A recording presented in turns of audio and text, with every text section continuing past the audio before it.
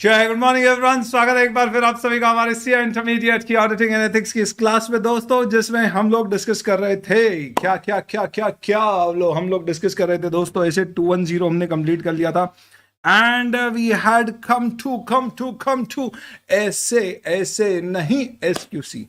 हमने एसक्यूसी कौन सा कवर कर लिया था दोस्तों? एसक्यूसी 1 का डिस्कशन हमने स्टार्ट कर दिया था। क्या था एसक्यूसी 1? इनफैक्ट काफ़ी कुछ कवर कर लिया था उसमें हमने, और हमने देखा कि ये वो स्टैंडर्ड है जो बेसिकली आपको कहता है कि बॉस आपको क्वालिटी कंट्रोल पॉलिसीज और प्रोसीजर्स बनाना चाहिए। तो एक सिस्टम बनाओ पॉलिसी और प्रोसीजर वाला, जिसमें 6 मुद्दे होना चाहिए आपके। क्या 6 मुद्दे? सबसे पहले लीडर कौन होगा, दूसरा एथिकल रिक्वायरमेंट फुलफिल करना, तीसरा ह्यूमन रिसोर्स बढ़िया अच्छा एक्सेप्टेंस और कंटिन्यूएशन ऑफ क्लाइंट रिलेशनशिप, चौथा ह्यूमन रिसोर्स की पॉलिसी, पांचवा एंगेजमेंट परफॉर्मेंस और छठा मॉनिटरिंग। हमने इसमें 1 2 3 4 डिस्कस कर लिया था और अब अपन आ रहे हैं 5th पॉइंट पे, विच इज एंगेजमेंट परफॉर्मेंस। दोस्तों एंगेजमेंट परफॉर्मेंस का मतलब क्या हुआ है? एंगेजमेंट परफॉर्म करना, इसका मतलब ऑडिट परफॉर्म करना। यानी ऑडिट परफॉर्म करने के लिए आप टीम भेजोगे और उसका एक मुखिया होगा, मुखिया का नाम होगा ईपी एंगेजमेंट पार्टनर और टीम का नाम होगा ईटी एंगेजमेंट टीम। मुखिया की जिम्मेदारी क्या है कि वो प्रॉपर डायरेक्शन, सुपरविजन और रिव्यू करे। किसका? टीम का।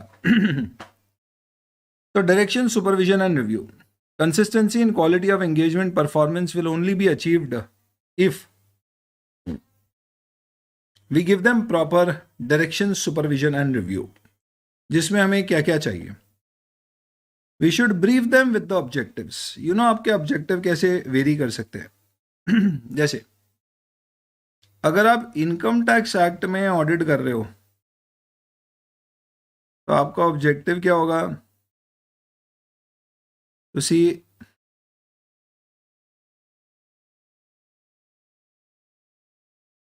if company has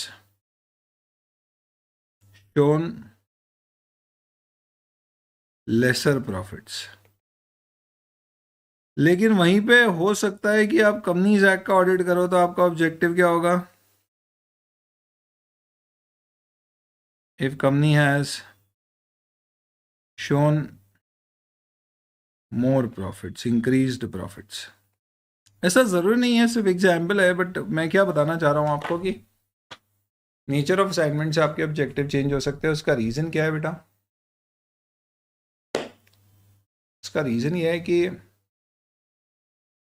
आप लॉजिकली खुद सोचो, इनकम टैक्स में हमेशा डर क्या है?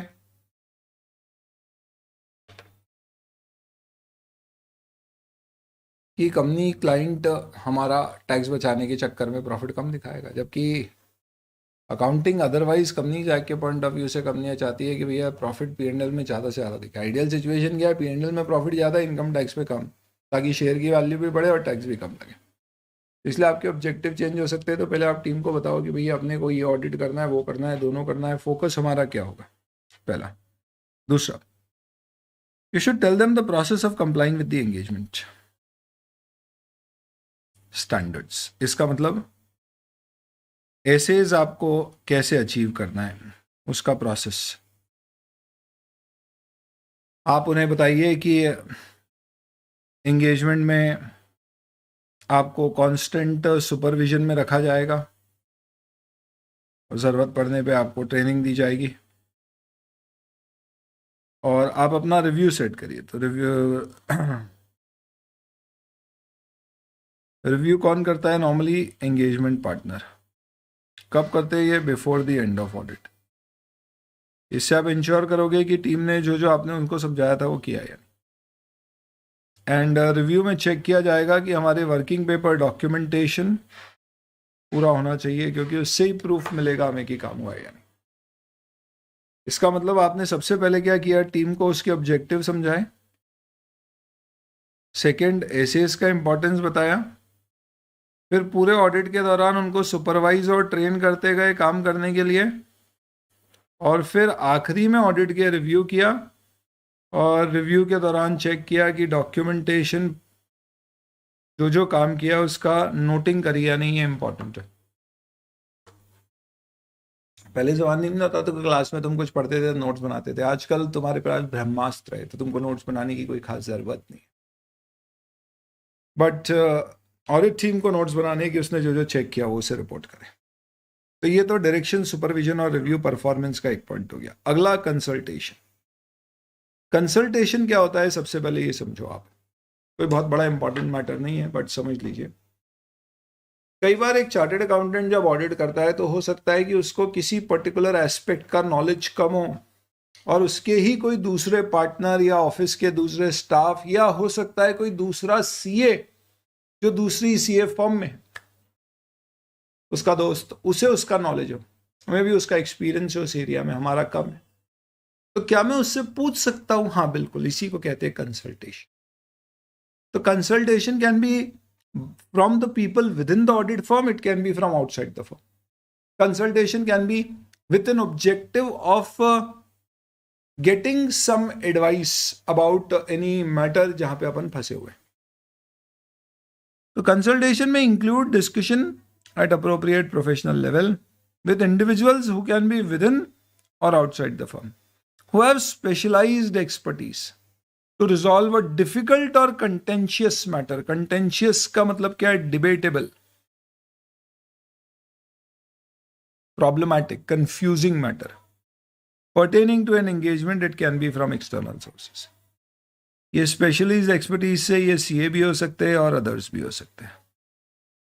ये जो है ये डिस्कशन मोड पे भी हो सकता है, फॉर्मली भी हो सकता है, इसे कंसल्टेशन कहते हैं। हर ऑडिट में आपको कंसल्टेशन लेने की जरूरत पड़ सकती है, तो आपको इंश्योर करना है कि कंसल्टेशन लेने के लिए आप प्रॉपर पॉलिसी बनाओ, ताकि टीम को कभी भी ज़रूरत पड़े तो वो आपको बोल सके, पार्टनर को, और पार्टनर को ज़रूरत पड़े तो उसे पता हो कि मैं कंसल्टेशन कहाँ कहाँ ले सकता हूँ। Then we have engagement quality control review. ये क्या है? कभी ऐसा हुआ है लाइफ में दोस्तों कि तुमने बहुत सोच विचार के फाइनली आज डिसाइड कर लिया है कि आज मैं उसे मैसेज कर दूंगा, आर या पार जो भी होगा देखा जाएगा, उठाया तुमने फोन और तुमने मैसेज टाइप किया, एक बार, दो बार, तीन बार, बहुत बार एडिट किया, कई बार पढ़ा, फाइनली अब तुमको लगा ये स्क्रिप्ट एकदम सही है, ये मैं मैसेज पोस्ट कर देता हूं। मेरा सवाल आपसे ये है दोस्तों कि ये डिसाइडर मैसेज होने वाला है, इसे पढ़ के या तो वहां बोलने वाली है या ना बोलने वाली है, या तो वो आपको ब्लॉक करने वाली है या वो आपको रॉक करने वाली है। ज्यादा हो गया सर। तो ये मैसेज भेजने से पहले आप बताइए, क्या बेहतर होगा क्या कि आप अपने किसी दोस्त को ये मैसेज पढ़ा दो? क्या फायदा होगा सर उससे? दोस्त ने मैसेज पढ़ा तो हो सकता है वो आपको कुछ टिप्स दे दे। जैसे कि हमको लगा कि यार इतना क्रिटिकल है, तो जब हम ये मैसेज भेजने ही वाले थे कि हमारा फ्रेंड आया, नज़दीकी दोस्त, उसने बोला भाई क्या कर रहा है, इधर से फ़ोन लगा रहा हूँ, काट क्यों रहा है? मैं घर ही आ गया। मैंने बोला यार भाई मैसेज लिख रहा था। उसने बोला किसको? मैंने बोला यार स्वीटी को। उसने बोला क्या बात है ये, हाँ बहुत बढ़िया, कोई बढ़िया पिक्चर देख के आया, काफ़ी करेजियस स्टेप ले रहा है। हम बोला हाँ यार भाई अब बहुत हो गया यार, सोचते ही रह गए, करें नहीं करें, बोले नहीं बोले, आज फाइनली आ रही है पर मैसेज भेज रहे हैं, जरा पढ़ ले यार। तो अपन ने दोस्त को पढ़वाया, दोस्त ने पढ़ा, बोले अबे क्या कर रहा है, ऐसा लग रहा है भीख मांग रहा है। बी अ मैन, ढंग से लिख, ये रो पढ़ के क्या बोल रहा है यार। हमला यार ऐसा लग रहा है क्या? बोले और नहीं तो क्या। यार हमने 3-4 बार पढ़ा है यार, तू सही बोल रहा है, तेरे बोलने के बाद अब उस नजरिए से देख रहा हूं तो ऐसा लग रहा है, मतलब क्या हो रहा है। कई बार हम किसी चीज में अंदर इतने डूब जाते हैं कि हमको लगता है सब कुछ ठीक है, जबकि एक्चुअल में अगर एक थर्ड व्यक्ति उसे देखेगा तो उसे लगेगा कि ओह इसमें तो कुछ बेसिक मिस्टेक्स है। तो ये छोटा सा बट इंपॉर्टेंट मैसेज आपने अपने दोस्त से रिव्यू करवाया, तो इससे फायदा ये हुआ कि उसने आपको कुछ टिप्स दे दिए कि बॉस इसमें थोड़ा चेंज कर, इसको ऐसे कर। फिर आप मैसेज जाओगे तो और ज्यादा पावरफुल, इंपैक्टफुल मैसेज बने। और दोस्त ये बात ध्यान रखना कि ऐसे समय में जिस दोस्त को आप मैसेज दिखा रहे हो, आपको ध्यान रखना है सबसे पहले दोस्त की इंडिपेंडेंस का। अगर आपकी कहानी में स्ट्रेट लाइन नहीं ट्रायंगल है, यानी आप और आपका दोस्त दोनों ही उस पर फोकस करे हुए हैं, तो भूल के भी उसे मत दिखाना। Independence issue. दोस्त भी कॉम्पिटेंट होना चाहिए। हमने दोस्त को दिखाया, उसने बोला अरे वाह यार बहुत बढ़िया मैसेज लिखा है, हमने पहली बार देखा, हमने बोला यार ये कि लल्लू को पूछ लिया, इसका खुद का कोई अनुभव ही नहीं है, हमें तो चाहिए कोई लव गुरु टाइप का गुरु जो हमें समझाए कि यार बॉस इसमें कैसे होना चाहिए। ये क्या मैंने गलत आदमी से पूछ लिया। बस आप सोचो दोस्तों कि आप एक छोटे से इस मैसेज को वेरीफाई कराना चाह रहे हो, तो बड़ी बड़ी कंपनी के तुम ऑडिट कर रहे हो और तुम एवं ही अपना घर के ऑडिट, अपना रिव्यू बिना कराए खुद अपने डिसीजन से ओपिनियन दे रहे हो। तुम्हें नहीं लगता है कि बड़ी कंपनियां जैसे लिस्टेड कंपनी जिसमें जनता का पैसा लगा है, ऐसी कंपनियों का ऑडिट करने से पहले तुम्हें अपनी ही फर्म के किसी दूसरे पार्टनर को बुला के एक बार उसको रिव्यू करा लेना चाहिए कि भाई देख ले सब कुछ ठीक है या नहीं। और वो एक बार देख लेगा तो ऐसा नहीं है कि अंदर घुस घुस के देखेगा, बोला अच्छा चलो लाओ सारे आर्टिकल मुझे दे दो, सारे वर्किंग पेपर मुझे दे दो, चलो वापस से ऑडिट करेंगे। हमने बोला प्रभु तेरे को सिर्फ क्या करना है, तेरे को पटाना नहीं है, सॉरी तेरे को ऑडिट नहीं करना है, तेरे सिर्फ देखना है। तो इसको देख ले, तेरे हिसाब से प्राइमा फेसी वर्किंग पेपर से सब सही लग रहा है, कुछ पूछना है तो हमसे पूछ ले। अच्छा वो भी एक्सपीरियंस्ड आदमी है, पार्टनर लेवल का आदमी, पर इंडिपेंडेंट है, उसने ही ऑडिट नहीं किया ये तय। क्यों? क्योंकि उसने किया होगा तो फिर फायदा नहीं उससे करा के। हमें एक इंडिपेंडेंट आदमी चाहिए जो पहली बार इसको देख के बोले कि अरे बाप रे इसमें कुछ छूट तो नहीं रहा है। तो हमने बुलाया उस एंगेजमेंट क्वालिटी कंट्रोल रिव्यूअर को और हमने बोला कि भाई इसको एक बार ऑडिट कर दे, वेरीफाई कर दे। उसने बढ़िया मस्त वेरीफाई कर दी। अब हमको लगा कि कमबख्त तो ज़्यादा है, ये ऐसा नहीं हो कि ये है ना ऐसे ही पल्ला झाड़ने के लिए ऐसे ही कर देता। हमने बोला भाई तेरे को है ना लिखना भी पड़ेगा कि मैंने वेरीफाई किया, साइन कर, ऐसे रिस्पॉन्सिबिलिटी के साथ वेरीफाई कर। तो उसने फिर बोला अच्छा रुक अच्छे से देखने दे। फिर उन्होंने देखा, उसने बोला अरे ये वाले मैटर में तुमको गलतियां मिली, रिपोर्ट क्यों नहीं कर रहे हो? उसने बताया कि ऐसा ऐसा हो गया है, मटीरियल नहीं है इस तरह से। हमने बोला अरे ये बहुत बड़ा प्रोविजन बनाया इस साल कंपनी ने, इसका क्या कारण है? तो जो सिग्निफिकेंट मैटर्स है, जो रिस्की मैटर्स है, उसने हमसे डिस्कस किया, हमने उसके जवाब दिए। फिर वो संतुष्ट हुआ, उसने बोला हाँ ठीक है तुमने काम ऐसा सही किया, और जो तुम्हारे वर्किंग पेपर है, तुम्हारी रिपोर्ट है, सब मैच कर रही है। चलो मैं डॉक्यूमेंट कर देता हूँ और मेरी तरफ से ओके, अब तुम रिपोर्ट इशू कर दो। ऐसे रिव्यू को कहा जाता है दोस्तों एंगेजमेंट क्वालिटी कंट्रोल रिव्यू। ये सारी ऑडिट में कराना जरूरी नहीं है, ये तभी कराने की जरूरत है दोस्तों जब आप कोई लिस्टेड कंपनी का ऑडिट कर रहे हो या आपकी फर्म ने इंटरनल पॉलिसी बना रखी है कि नहीं हम है ना सारी लिस्टेड कंपनी तो ऐसे ने बोला, इस किसी ने बोला उसका कराएंगे। इसके अलावा कोई भी बैंक, कोई भी पब्लिक इंटरेस्ट एंटिटी जैसे इंश्योरेंस कंपनी, एनबीएफसी, इन सब में भी हम ये प्रोसेस लगाना चाहते हैं। तो वो आपकी अपनी चॉइस है वॉलंटरली। बाकी आपको कंपल्सरली लिस्टेड कंपनी के ऑडिट में ये प्रोसेस लगाना ही है। इसी प्रोसेस को कहा जाता है एंगेजमेंट क्वालिटी कंट्रोल रिव्यू। ये सीए कर रहा है, अपना पार्टनर ही कर रहा है, अपना भाई कर रहा है दोस्त। हालांकि ऐसा कहा है कि अगर आपकी प्रोप्राइटरशिप फर्म है तो फिर आपको दिक्कत आएगी, तो फिर आप कोई बाहर के सीए से ये करवा सकते हो। लॉजिक आया समझ में? देखिए क्या बोला है, significant judgement made in engagement should be reviewed by an engagement quality control reviewer for taking objective view before report is issued. तो उसका काम पूरा ऑडिट वापस से करना नहीं है, सिर्फ सिग्निफिकेंट जजमेंट पे फोकस करेगा। हेडिंग देखो दोस्तों, तुम्हारे लिए एक एक करके बनाई है। कोई है जो दिन रात सो नहीं रहा है और तुम्हारे लिए बैठा है और ड्राफ्ट कर रहा है, डिजाइन कर रहा है, सोच रहा है, नजरअंदाज कर रहे हो तुमसे। एक्सटेंट ऑफ रिव्यू प्योरली किस पे डिपेंड करेगा? कॉम्प्लेक्सिटी कितनी है और रिस्क कितना है कि भाई रिपोर्ट गलत ना हो जाए। एंगेजमेंट पार्टनर की क्या जिम्मेदारी है? तो एक चीज समझ लेना, एंगेजमेंट पार्टनर ये ना सोचे कि मैंने किसी से रिव्यू करा लिया तो मेरी जिम्मेदारी कम हो गई। जिम्मेदारी पूरी उसी की है। लागू किस पे होता है? सारी लिस्टेड एंटिटी के ऑडिट पे।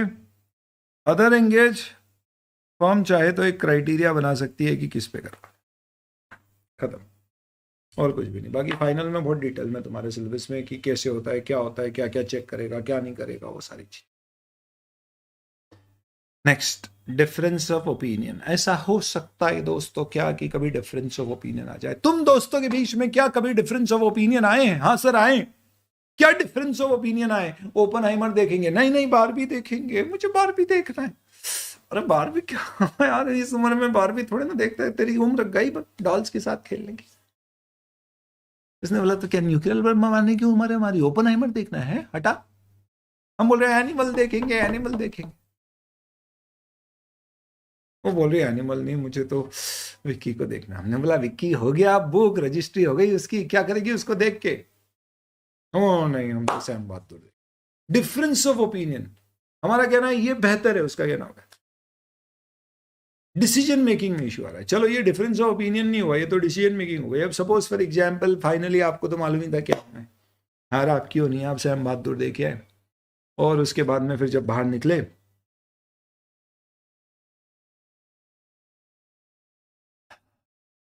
उसने बोला क्या हुआ, बोला क्या पिक्चर थी यार, उसने बोला थी तो सही थी, यार सवाल ही नहीं, बोला बिल्कुल सही।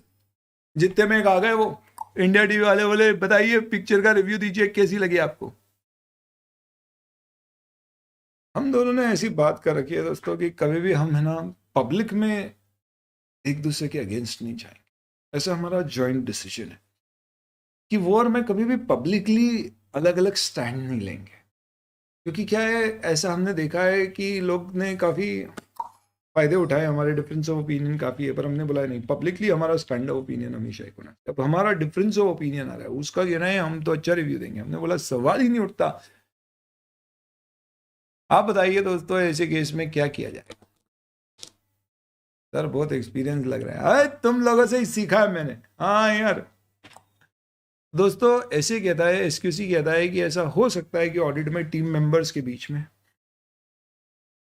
दो एंगेजमेंट पार्टनर है, उनके बीच एंगेजमेंट पार्टनर और क्वालिटी कंट्रोल रिव्यूअर के बीच में, जिससे मैंने कंसल्टेशन लिया उससे और मेरे बीच में किसी के भी बीच में डिफरेंस ऑफ ओपिनियन आ सकते हैं। तो पॉलिसी प्रोसीजर की जिम्मेदारी है कि वो लिख के बताए कि इसे कैसे रिजॉल्व किया जाएगा।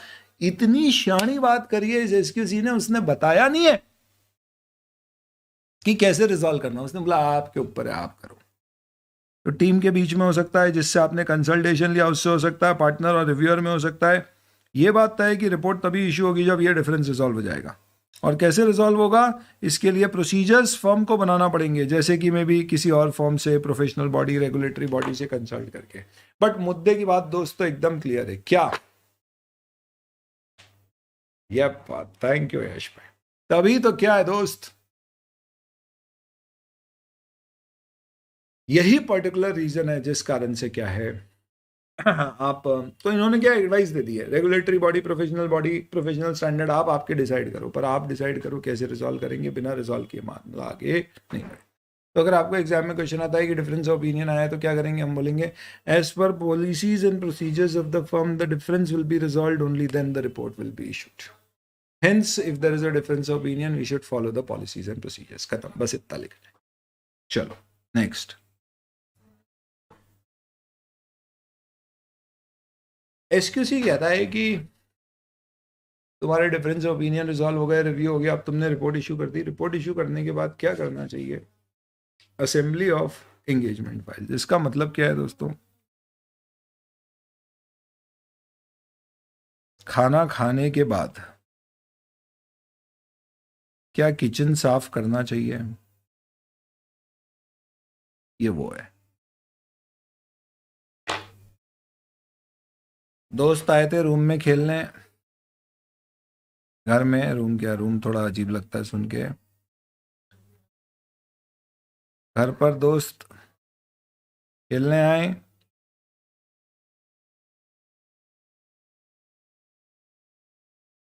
तो जाने से पहले घर साफ करके जाए। साफ अच्छा नहीं लगता है, ठीक करके जाए। ऑडिट पूरा हो गया है तुम्हारा, ऑडिट खत्म होने के बाद अगले ऑडिट पे जाने से पहले कृपा करके इस ऑडिट की पूरी डॉक्यूमेंट्स, वर्किंग पेपर्स की साफ सफाई कर दें। यानी सारे वर्किंग पेपर यूं इकट्ठे करो, उसको प्रॉपर फाइल करो। फाइलिंग का मतलब क्या होता है, जो काम के नहीं है, यूजलेस है, फाड़ के फेंको। जो काम के उनको सिस्टमैटिकली अरेंज करो, ये परचेज के, ये सेल के, ये इन्वेंट्री के, और उसको पूरी फाइल में लगाइए सीक्वेंस वाइज। सबसे ऊपर एक इंडेक्स बनाइए, पोस्टिट्स लगाइए, टैग्स लगाइए कि यहाँ पे ये है। फिर engagement, quality control, reviewer, management के representations, financial statement, audit report, ऐसे सिस्टमैटिकली पूरा जमाइए। और उस फाइल के ऊपर रिबन चढ़ा के उसको बांध के ऊपर लिख दीजिए कि इस तारीख पर ये फाइल हमने क्लोज कर दी है। आपको 60 डेज दिए जाएंगे दोस्तों ये कार्य करने के लिए ऑडिट रिपोर्ट से। यानी सारा खेल वेल हो गया, उसके बाद में घर वालों ने क्या बोला, भैया 60 मिनट है तुम्हारे पास, चलो सब साफ करो। हमला 60 क्यों, 70 क्यों नहीं, क्योंकि 70 मिनट में तो चकदे में टीम भारत के लिए हॉकी का मेडल लेकर आ गई। बहुत ही फालतू आंसर एग्जाम्पल दिया आपने, सॉरी बेटा। 60 डेज ये बोला गया है। पॉलिसी प्रोसीजर की रिक्वायरमेंट होना चाहिए कि वर्किंग पेपर फाइल की असेंबली टाइमली बेसिस पे कराए, जो किसी भी केस में 60 दिन से ज़्यादा नहीं होगी डेट ऑफ ऑडिट रिपोर्ट से। हाँ, अदर देन ऑडिट के केस में आप अपनी लिमिट खुद डिसाइड करो, ऑडिट में 60 डेज फिक्स है। इससे क्या होगा, confidentiality, safe custody, integrity, accessibility और रिट्रीवेबिलिटी ऑफ एंगेजमेंट डॉक्यूमेंटेशन होगा। ये बेनिफिट से किसका बेटे, एंगेजमेंट फाइल की असेंबली का। लैग हो रहा है, सही हो गया, ठीक है। तो एंगेजमेंट फाइल की आप असेंबली कराओगे तो उससे क्या फायदा होगा, सबसे पहली बात ये होगी कॉन्फिडेंशियलिटी, आपके पेपर इधर उधर घूमेंगे नहीं। रिट्रीवेबिलिटी, आपको कभी कोई पेपर निकालना है तो आपको फटाक से मिल जाएगा, आपको समय नहीं लगेगा। सेफ कस्टडी, आप फाइल बना के उसको बकायदा अच्छे से पैक करके अंदर रखवा दीजिए स्टोर में, ताकि अगले साल का जब ऑडिट शुरू हो तब काम आएगी। तो कॉन्फिडेंशियलिटी भी मेंटेन होगी, इंटीग्रिटी भी रहेगी, एक्सेसिबिलिटी भी, लोगों को भी पता है एक जगह सब है तो मिल जाएगा। ये सब फायदे हैं डॉक्यूमेंट असेंबली। ध्यान रखना, वर्किंग पेपर फाइल की असेंबली 60 डेज में होती है। इसका मतलब ये नहीं है रिपोर्ट देने के बाद आप मैनेजमेंट से एविडेंस गैदर कर सकते हो। 60 मिनट में फिर खेलना शुरू नहीं करना अपने को घर में। ये 60 डेज क्यों दिए गए, ऑडिट हो गया है, सारे एविडेंस आ चुके हैं, सब कंप्लीट हो गया, रिपोर्ट सब इश्यू हो गई, अब सिर्फ साफ सफाई का टाइम है, वो भी मैक्सिमम 60 डेज। अब हमने सर ये वर्किंग पेपर फाइल यूं पैक करके एकदम हमने स्टोर रूम में अंदर डाल दी, तो कितने साल तक पड़े रहना है, इसे कहते हैं एंगेजमेंट डॉक्यूमेंटेशन। सबसे पहली बात, एंगेजमेंट डॉक्यूमेंटेशन यानी कि वर्किंग पेपर जो फाइल के रूप में होंगे ऑडिट खत्म होने के बाद, उससे पहले लूज होंगे, ये फर्म की प्रॉपर्टी है। तो ऐसा नहीं है कि आपका ऑडिट हो गया और क्लाइंट ने बोला चलो अब अगले साल तुम सीए नहीं ऑडिटर नहीं हो, तो तुम कोई और ऑडिटर है तो तुम तुम्हारे पूरे फाइल हमें ट्रांसफर कर दो। हमने बोला भाई ये मेरी संपत्ति है, बताओ तुम्हें मैं क्लास खत्म होने के बाद बोल सकता हूँ तुम्हारी नोटबुक मुझे दे दो। मैंने बोला मैं तुम्हारा टीचर हूं तो मैं हक रखता हूं कि मैं तुमसे तुम्हारी नोटबुक ले सकूं। मतलब वो सर रहने दो, गुरु दक्षिणा भी इच्छा हो तो दी जाती है, और आप तो पहले ही एडवांस में ले लेते हो दक्षिणा, वो पुराने गुरु थोड़े ना आप स्वेच्छा से है। रहने दो, हमारी प्रॉपर्टी हम रखेंगे, नहीं देना, हमारी इच्छा होगी तो देंगे। चलो इतना बोल रहे हो तो कॉपी करके देते थे, मेरी प्रॉपर्टी। इसका मतलब क्या हुआ, समझ में आ रहा है? डॉक्यूमेंटेशन फर्म की प्रॉपर्टी है, फर्म की इच्छा पे वो उसके पोर्शन और एक्सट्रैक्ट बना के क्लाइंट को अवेलेबल करा सकती है, प्रोवाइडेड उससे उसकी इंडिपेंडेंस कॉन्फिडेंशियलिटी पे कोई इंपैक्ट नहीं है। हाँ, बाकी लॉ एंड रेगुलेशन सर्वोपरि है। कभी लॉ एंड रेगुलेशन बोल दे भैया मुझे चाहिए वर्किंग पेपर, तो बात अलग। कितने समय तक रखना है आपको डॉक्यूमेंटेशन, तो दोस्तों क्योंकि आपको हो सकता है आने वाले सालों में पिछले सालों के वर्किंग पेपर रखे, तो इसके लिए नॉर्मली कहा गया है कि 7 साल तक तो क्या करना चाहिए, ऑडिट एंगेजमेंट के लिए आपको ऑडिट रिपोर्ट रखना ही चाहिए। अदर्स के लिए आप अपनी पॉलिसी बना लें। तो नॉर्मली रूल ये है कि इतना सफिशिएंट टाइम हो कि आप मॉनिटरिंग प्रोसीजर लगा सके। मॉनिटरिंग मतलब क्या होता है, जैसे नॉर्मली कई सारी कंपनियां या सीए फर्म्स में ऐसा होता है कि वो लोग हर 3-3 साल में एक बार सारे पार्टनर के काम रिव्यू करती है और देखती है पिछले 3 साल में इन लोगों ने कैसा काम किया, और उनको सुझाव देती है आगे क्या करना है, कैसे करना है। तो 3 साल के तो मिनिमम रखो।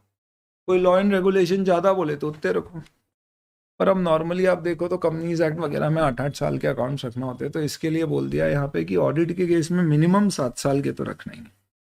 यानी ऑडिट रिपोर्ट आपने इस साल की बनाई ना, तो ये प्लस पिछले 6 साल के आपको रखना है ऐसा। तो ये पीरियड ऑफ डॉक्यूमेंटेशन है, 7 years इज इंपॉर्टेंट। MCQ आएगा। मॉनिटरिंग का मतलब क्या होता है दोस्तों, मॉनिटर करते रहना। क्या मॉनिटर करते रहना कि हमने जो QCPP बनाए सही साथ चल रहे हैं, किसी को कोई कंप्लेन या दिक्कत तो नहीं है कि हमारे QCPP में कोई चीज़ के ऊपर प्रॉपर गाइडेंस नहीं है, या आउटडेट हो गए, कोई अमेंडमेंट आया इनकॉर्पोरेट नहीं हुआ।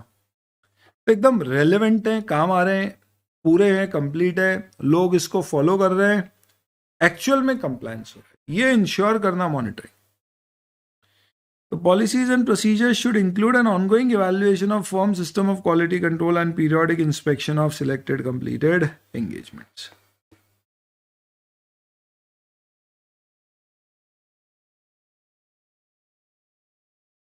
मतलब क्या है, चेक करते रहो हमेशा कि भैया जो जो एंगेजमेंट हो गई है उनमें क्वालिटी कंट्रोल फॉलो हो रहा है या नहीं। ये आपका पूरा क्या हो गया दोस्तों, 6 स्टेप्स हो गए आपके क्वालिटी कंट्रोल के। चलिए, कोई समस्या, दिक्कत, परेशानी, मुद्दे हैं तो बताइए, नहीं तो आगे बढ़ो।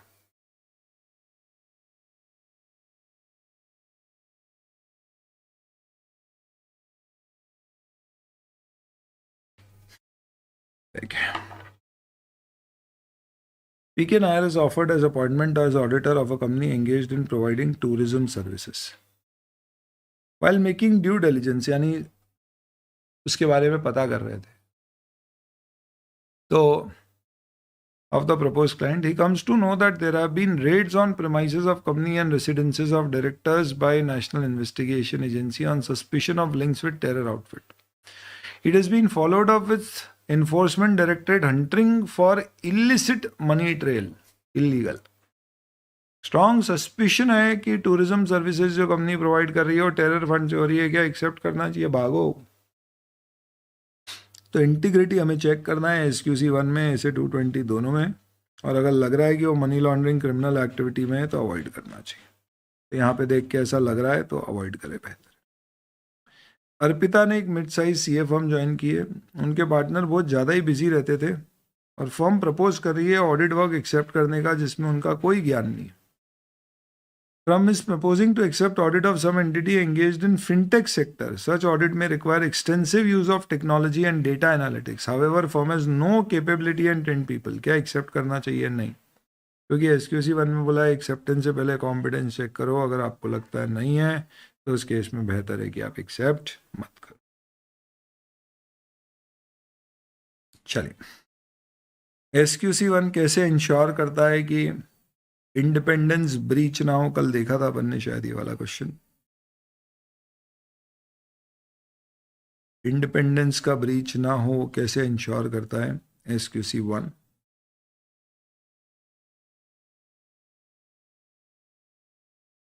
ये इंडिपेंडेंस वाला इश्यू था।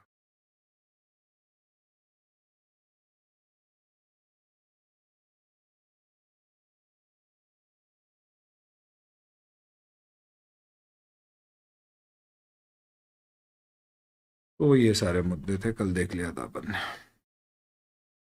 किसी ने बोला सर एक बार मॉनिटरिंग दोबारा बता दीजिए। बेटा, मॉनिटरिंग का मतलब कुछ नहीं है, नजर रखना।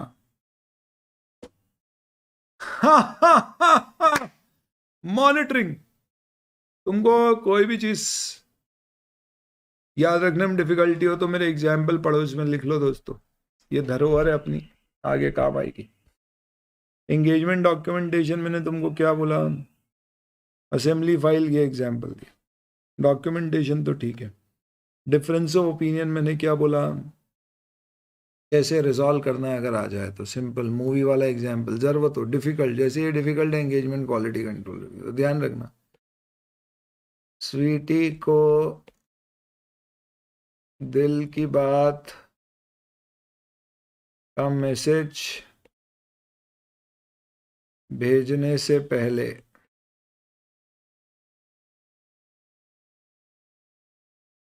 Get it reviewed. अब चाहो तो ऐसे लिख लो। अब मॉनिटरिंग तुमको समझ नहीं आया तो ये लो, मैं तुमको टैग्स दे रहा हूं एक तरह से। ये सब क्या है? टैग्स है, मेमोरी टैग्स कह लो आप। इससे आप रिलेट कर पाओगे 2 मिनट में डिस्कशन क्या है। तो मॉनिटरिंग का मेमोरी टैग क्या है? कोई तुम में से स्कूल मॉनिटर, क्लास मॉनिटर था क्या? तुमको काहे को मॉनिटर बनाते थे? हम थे ना सर, लंच मॉनिटर। वाह, क्या काम था तुम्हारा? सर हमारा काम था कि नियम है लंच मॉनिटर के कि जो नियम बनाए गए हैं लंच रूम से रिलेटेड उसका पालन हो। अच्छा, क्या नियमों का पालन करते थे बेटा तुम? सर नियम नंबर 1, लड़के अलग बैठेंगे, लड़कियां अलग। नियम नंबर 2, सबको 2 चपाती खानी है। नियम नंबर 3, कोई झूठा नहीं छोड़ेगा। नियम नंबर 4, बेल बजने तक सबको जगह खाली कर देनी है। नियम नंबर 5, सबको थालियां उठा के डंप बिन में डालनी है।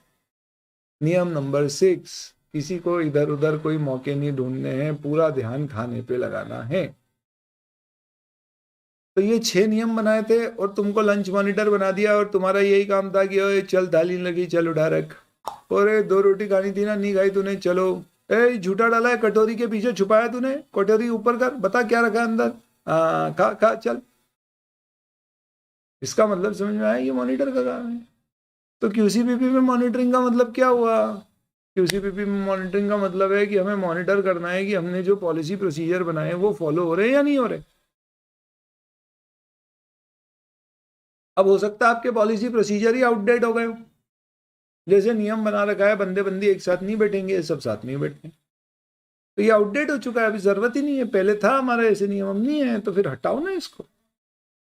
तो क्या वो रेलेवेंट है, क्या वो एडिक्वेट है, क्या वो काम कर रही है, इन इफेक्ट क्या प्रैक्टिस हो रही है नहीं, ये चीजें हमें मॉनिटर करने का एक सिस्टम बनाना है। कि ऐसा नहीं एक बार क्यूसीपी बना दिया, सबको बोल दिया ऐसे करना है और सबको छोड़ दिया। अरे यार कुछ नहीं है भाई, चौकीदार का काम करने वाला कोई होना चाहिए। चौकीदारी भी हो किसकी? क्वालिटी कंट्रोल के पॉलिसीज और प्रोसीजर्स की। अभी आया समझ में क्या करते हो? डॉक्यूमेंटेशन बेटा प्रॉपर्टी फर्म की है। डॉक्यूमेंटेशन यानी हमारी संपत्ति है, हमारी संपदा है, कोई हमसे मांग नहीं सकता, मांगे तो हमारी इच्छा है तो देंगे, नहीं तो नहीं देंगे। हमारी मतलब सीए फर्म की। चलिए अब दोस्तों SQC1 हो गया ना, तो ऐसे 220 हो गया, क्योंकि SQC1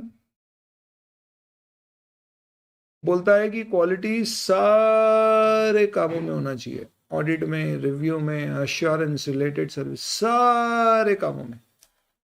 और ऐसे 220 कहता है कि ऑडिट में आपको कैसे क्वालिटी कंट्रोल इंश्योर करना, कैसे करना है। जो SQC ने बोला है वो सब लगा के हमें ऑडिट पे फॉलो करना है। तो किसकी जिम्मेदारी है ऑडिट में क्वालिटी कंट्रोल फॉलो करने की? एंगेजमेंट पार्टनर की।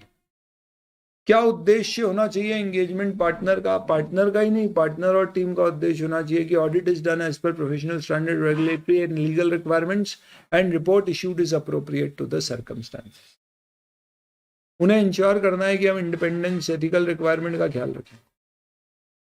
उन्हें इंश्योर करना है कि उनको क्लाइंट एक्सेप्ट या रिटेन तभी करना है जब उसकी इंटीग्रिटी, आपकी कॉम्पिटेंस, कैपेबिलिटी चेक की गई और टाइम रिसोर्स अवेलेबल हो, एथिकल रिक्वायरमेंट फुलफिल कर।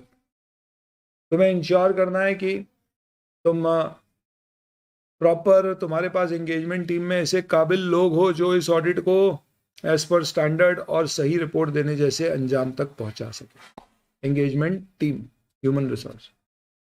फिर परफॉर्मेंस में तुम्हारे पार्टनर की जिम्मेदारी है तुमको डायरेक्शन दे, सुपरविजन दे, काम को रिव्यू करे। एंगेजमेंट क्वालिटी कंट्रोल रिव्यू करवाना है तो करवाए, फिर अपनी रिपोर्ट इशू करे। और मॉनिटरिंग इस पूरे प्रोसेस में तुम्हें लगता है कहीं क्यूसीपीपी में कोई कमी है तो तुम लीडर को बताओ कि ये कमी, तुमने फॉलो नहीं किया क्यूसीपीपी तो उसे इत्तला करो फॉलो नहीं किया। कोई कंफ्यूजन है तो उससे पूछो, पर क्यूसीपीपी फॉलो करो। खल्लास, that's it.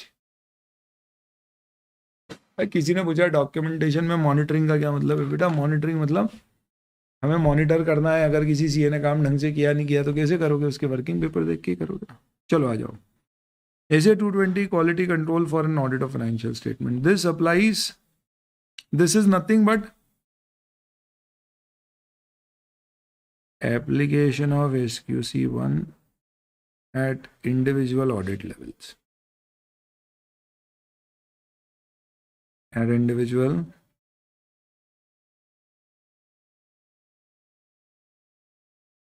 audit assignment levels.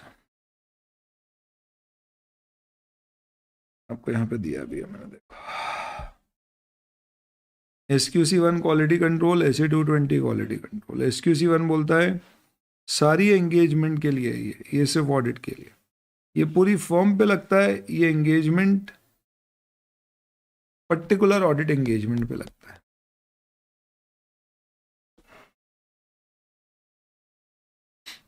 तो उद्देश्य क्या है? हम ऐसे quality procedures engagement level, audit level पे बनाएं जिससे कि हमें रीजनेबल एश्योरेंस प्राप्त हो कि ऑडिट एज पर PSRL बने और report appropriate to circumstance. Same जैसा SQC1 का ऑब्जेक्टिव था।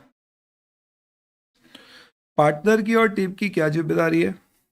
हम ये अज्यूम कर रहे हैं कि फर्म में SQC1 लगता है, क्योंकि सभी फर्म पे लगता है, तो ऐसे 220 कहता है पार्टनर को जिम्मेदारी लेना है कि quality control procedure audit engagement में लगाए जाए, और टीम को जिम्मेदारी लेना है कि वो इंप्लीमेंट करे उन प्रोसीजर्स को जो लगते हैं, और फर्म को जब जब जरूरत पड़े इंफॉर्मेशन दे अपनी QCPP के बारे में इंडिपेंडेंस रिलेटेड। यानी अगर कभी भी टीम को लग रहा है कि बॉस हमारे इंडिपेंडेंस अफेक्टेड है, तो ये जिम्मेदारी पूरी टीम की है कि इंडिपेंडेंस अफेक्टेड है तो उन्हें रिपोर्ट करें। लैग हो रहा है बीच बीच में, देखो दिक्कत आ रही है तो फिर बंद चालू करूंगा। ऐसे 220 is modelled on lines of SQC1।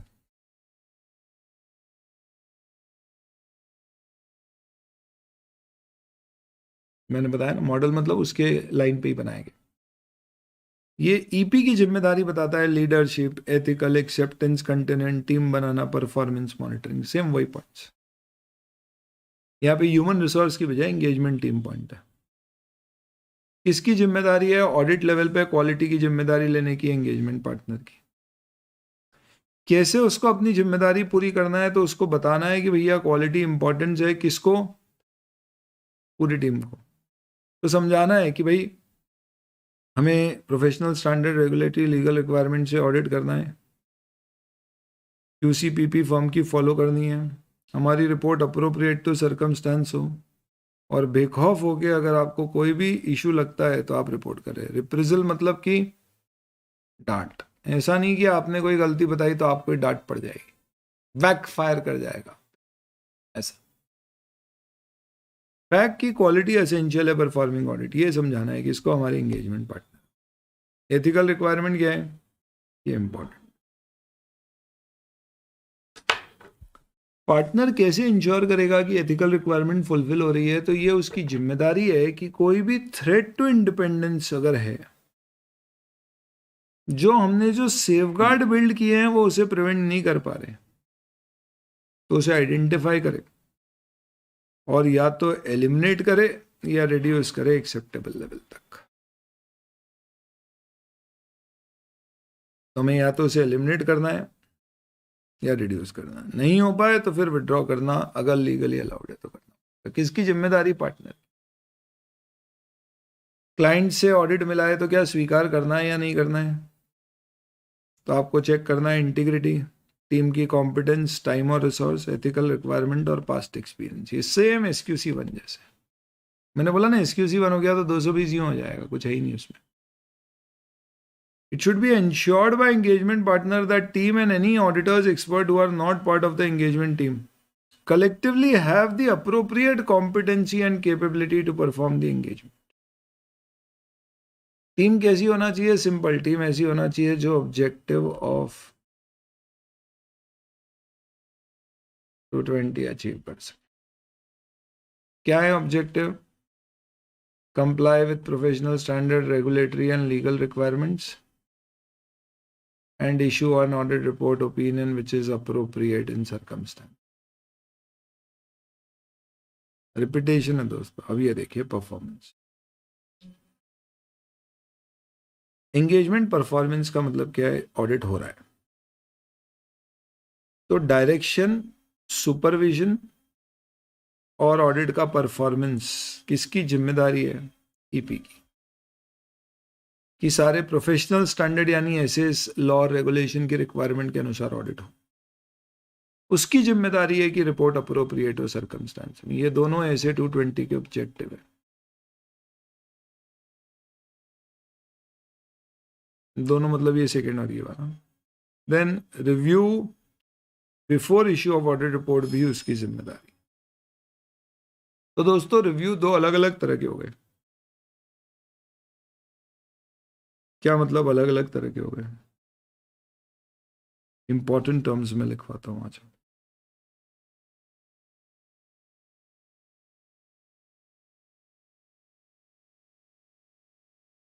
अलग अलग तरह के रिव्यूज होते हैं।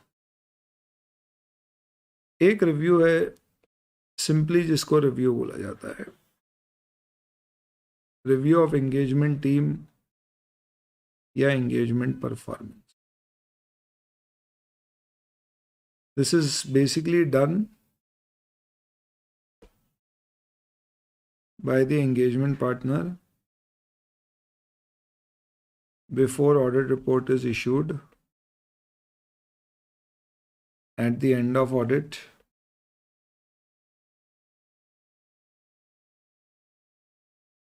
to check कि जो टीम है उसने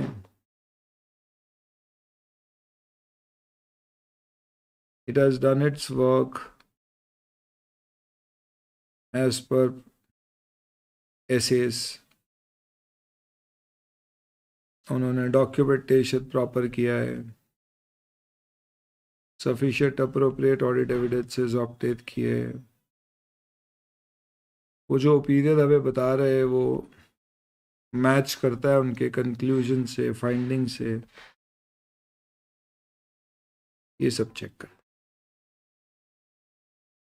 फिर एक होता है एंगेजमेंट क्वालिटी कंट्रोल रिव्यू. ये लिस्टेड और स्पेसिफिक असाइनमेंट में ही होगा, ऑडिट असाइनमेंट्स पे. यहाँ पे अनदर पार्टनर और CEAT practice reviews the audit bye discussing on significant matters.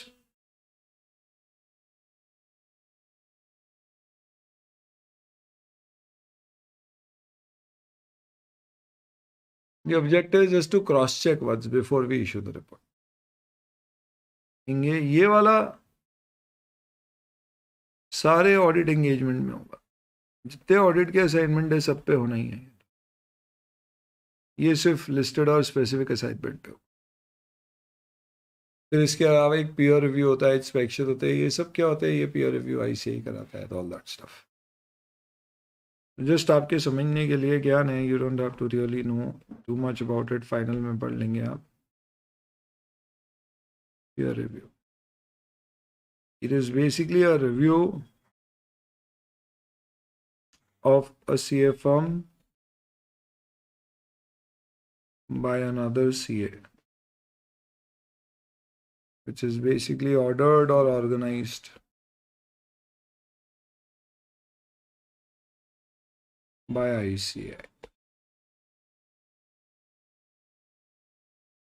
This is done periodically, usually once in 3 to 4 years, to check whether firm's system of quality control is appropriate and the reports issued in several assignments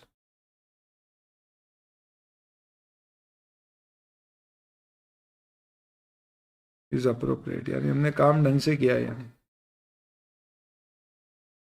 इसमें गलती निकलती है तो ऐसा नहीं आपके against action लेंगे, आपको सुधारने का मौका देते हैं कि भाई सुधर जा सुधर जा सुधर जा.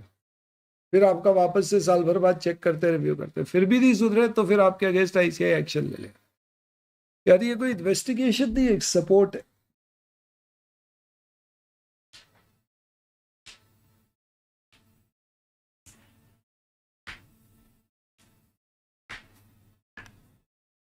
CAIP का मतलब है CA इन प्रैक्टिस,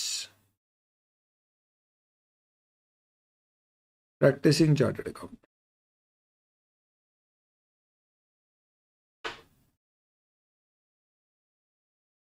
तो ये आप लिख सकते हो पार्टनर, इतना नहीं समझ में आए तो कोई दूसरा CA जो आपका पार्टनर है, एक्सटर्नल भी हो सकता है.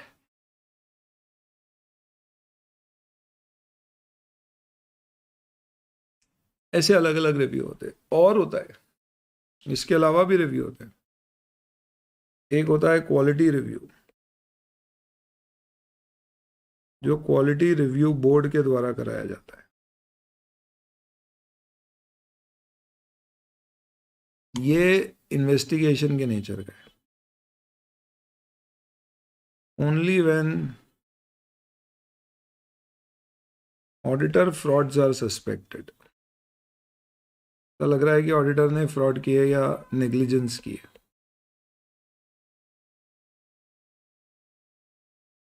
इसमें पेनल्टी लगती है इसी पे। ये दो होते हैं, एक पीयर रिव्यू बोर्ड के द्वारा रिव्यू होता है, इसे क्वालिटी रिव्यू कहते हैं, और एक होता है नफरा के द्वारा रिव्यू।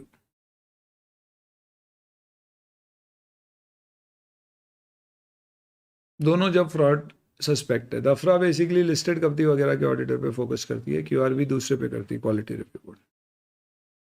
दोनों का उद्देश्य वही है, और ये दोनों तभी कराए जाते हैं जब आपको कोई फ्रॉड सस्पिशन है। यहाँ पे गिल्टी, अगर आपकी गलती पकड़ में आई तो आप पे पेनल्टी लगाएंगे, मौका नहीं देंगे सुधरने।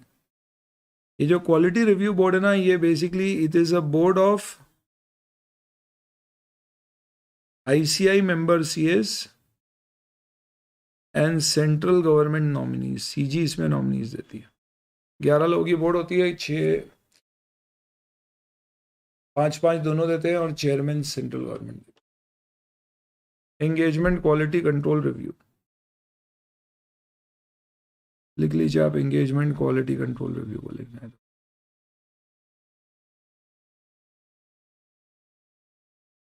Engagement quality control review, short form.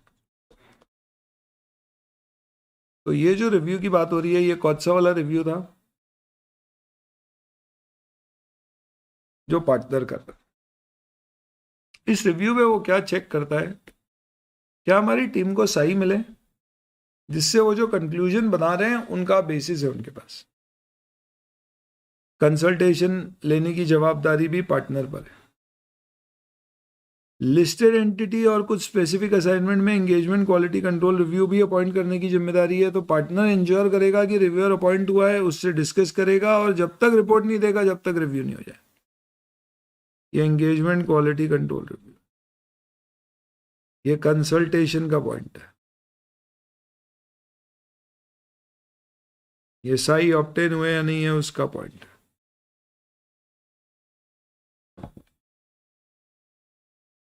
और रिव्यूअर देखेगा कोई भी डिफरेंस ऑफ ओपिनियन है तो फर्म की पॉलिसी प्रोसीजर के अनुसार उसको रिजॉल्व करके ही ऑडिट रिपोर्ट दी। तो अगर आपसे कभी पूछा जाए कि एंगेजमेंट ओपिनियन सॉरी परफॉर्मेंस में एंगेजमेंट पार्टनर क्या क्या करेगा, तो सबसे पहले आप बोलना उसको डायरेक्शन सुपरविजन रिव्यू करना है ऑडिट का। उसे इंश्योर करना है कि इस ऐसे 220 के ऑब्जेक्टिव हमें अचीव हो रहे हों।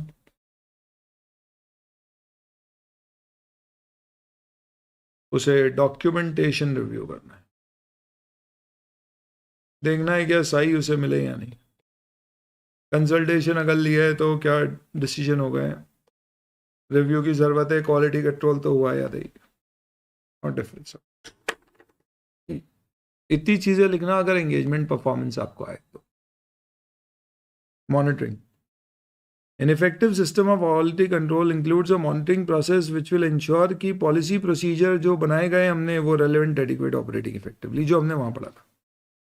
तो पार्टनर देखेगा कि फर्म के मॉनिटरिंग प्रोसेस से क्या पता पड़ रहा है, और उसे डॉक्यूमेंट करता है कुछ मुद्दे, जैसे कि एथिकल रिक्वायरमेंट उसने कैसे फॉलो करी, कुछ इश्यूज आए तो कैसे, independence requirement, acceptance, continuation, consultation.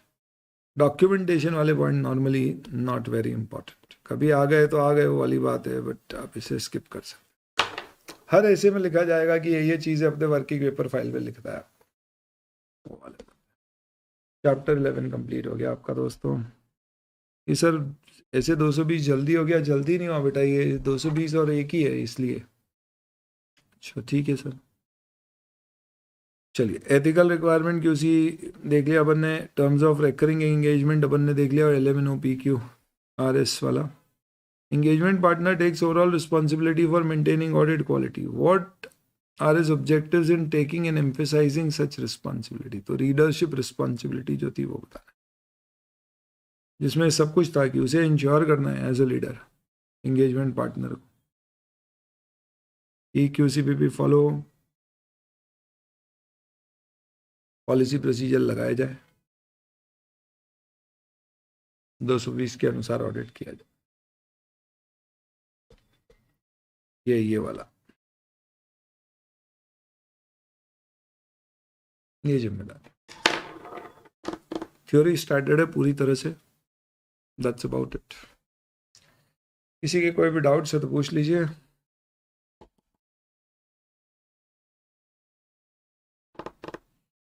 नहीं तो अपन दोस्तों केस स्टडी ट्राई करते हैं कैसी है। टेस्ट योर अंडरस्टैंडिंग पहले बाकी है क्या, वो कर लेते हैं।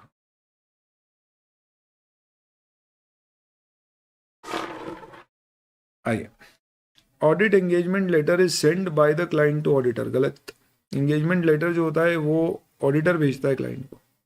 Next, audit engagement documentation should ordinarily be retained by auditor for 6 years from the date of auditor's report और date of group auditor report which is letter.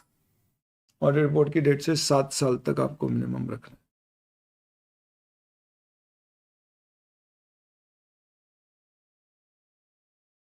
ये वाला हमने देख लिया था, ये देख लिया था, ये सब हो गए हमारे सभी एमसीक्यू बेस्ड क्वेश्चन। देखें, ये सारे आपके आईसीआई के मॉड्यूल के एमसीक्यूज फटाफट करवा रहा हूँ, जिससे अब मुझे समझ में आए कि आप कंसेप्ट समझ पाए तो आप ये तो कर ही लोगे। 11 का पीडीएफ डाला ना मैंने। चलो फटाफट बताओ, सबसे अप्रोप्रिएट स्टेटमेंट क्या है? 220 फॉर्म पे लगता है, गलत। एसक्यूसी 1 में premise is premised on the basis that firm is subject to 220, गलत। तो समझ ही नहीं आया क्या? एसक्यूसी 1 ये अजम्पशन लेके चल रहा है कि फॉर्म पे 220 लगेगा, उल्टा है। 220 ये अजम्पशन लेके चलता है कि फॉर्म पे जो एसक्यूसी 1 लगेगा वो मुझे लगाना है। 220 इस प्रीमाइस पर बेस्ड है कि फॉर्म पे एसक्यूसी 1 लगेगा। यस, पर ये तो पहला ही हमको डिफिकल्ट लग रहा है। डिफिकल्ट इसलिए लग रहा है क्योंकि तुम टेक्निकल जार्गन समझ नहीं रहे हो। नहीं समझोगे तो आपके तोते उड़ जाएंगे। किसमें? एमसीक्यू में। और ध्यान रखना बच्चों, ऑडिट एमसीक्यू से पास होता है, डिस्क्रिप्टिव क्वेश्चन से स्कोर होता है। और एमसीक्यू पास करने के लिए तुम्हें क्या करना पड़ेगा? तुम्हें कंसेप्चुअली पढ़ना पड़ेगा, तुम्हें टेक्निकल जार्गन्स के साथ पढ़ना पड़ेगा, और मोस्ट इंपॉर्टेंटली तुम्हें क्वेश्चन आंसर्स प्रैक्टिस करना पड़ेगा। जितने क्वेश्चन आंसर प्रैक्टिस करोगे उतने डाउट आएंगे, और उतने डाउट सॉल्व करने के लिए तुम उतनी शब्दों के जवाब ढूंढोगे और तुम्हें उतनी क्लैरिटी आएगी। और जब तुम और प्रीमाइस प्रीमाइस प्रीमाइस 50 बार सुन लोगे तो तुमको समझ में आ जाएगा, हाँ ठीक है, ये वो बेसिक असम्पशन है जिसके बेसिस पे काम।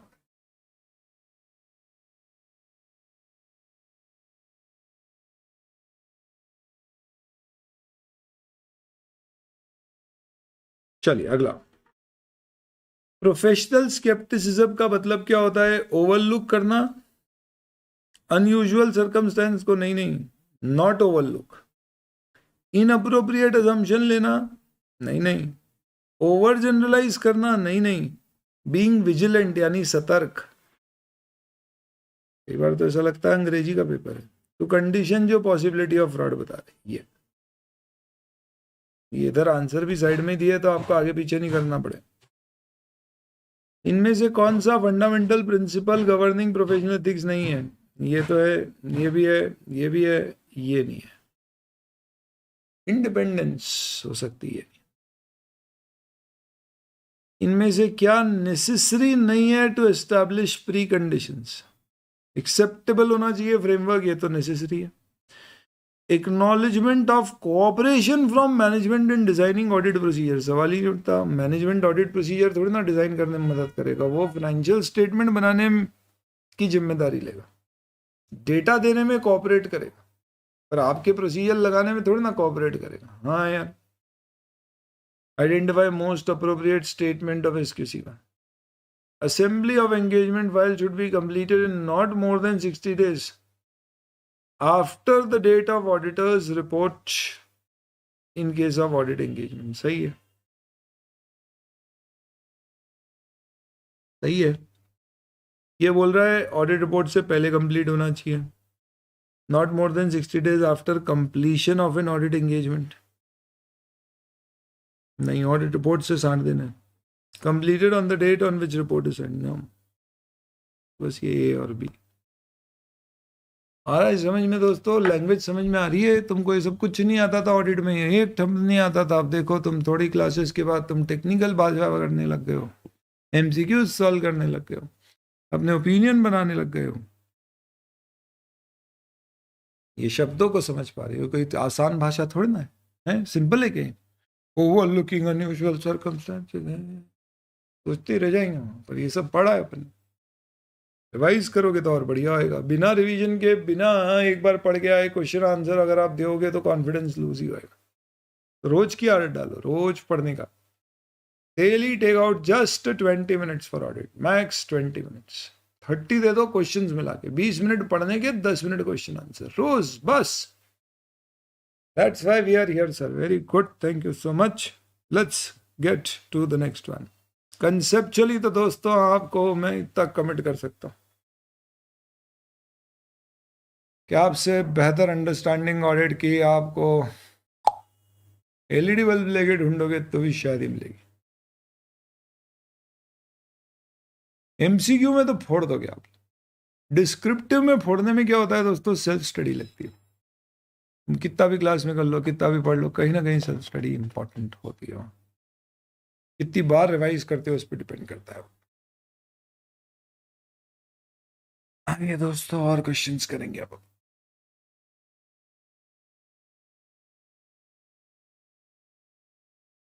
Cool. Das and Company firm of auditor is offered appointment as auditor of a company, a prospective new client.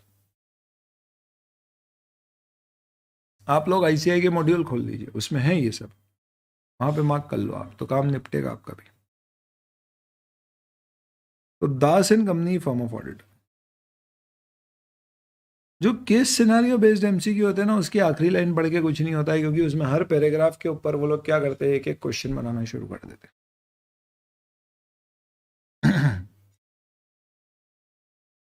Sir, your examples are the best. Thank you. Please tell how to present answers in audit. Okay, I'll tell you that also. But inter में बहुत easy है। क्यों easy है मालूम है? क्योंकि 3-3, 4-4 mark के question आते हैं, छोटे छोटे आंसर पॉइंट पॉइंट में लिख के मार्क्स मिल जाए। प्रेजेंटेशन कब इंपॉर्टेंट होता है? 4-5-6 मार्क के क्वेश्चन में, थ्योरी वाले में। यहाँ तो क्या है कि मुद्दे लिखने मार्क्स देते। फिर भी बताऊंगा मैं, चिंता मत। अभी तो मैं क्या कर रहा हूँ, तुमको आईसीआई के जो मॉड्यूल के क्वेश्चन है बस उतने उतने करा रहा हूँ। पर अपनी जो क्वेश्चन बैंक में उसमें ये नहीं है, उसमें और की क्वेश्चंस डाले मैंने, पास्ट वाले सारे जितने रेलेवेंट है आज भी सब डाले मैंने। तो वो दूंगा तुमको, तुम पढ़ना, टेस्ट से पहले एक बार कवर करना उन सबको, फिर देखेंगे अपन। उससे पहले मैं गाइडेंस दूंगा, टेस्ट कैसे अपेयर करना, आंसर कैसे लिखना, फिर एक टेस्ट देना, फिर अपन डिस्कस करेंगे। आ जाओ। CA Sukanya, one of the partner is dealing with new client. तो भैया कोई एक नया क्लाइंट हमें ऑफर किया जा रहा है, सुकन्या एक पार्टनर है, तुम कन्या देख के फिसल मत जाना, पार्टनर है। वो डील कर रही है नए क्लाइंट से, नए क्लाइंट को सुकन्या ही डील करती है, तो वो नए क्लाइंट हमेशा हमारे साथ रहते। टैलेंटेड लड़की है।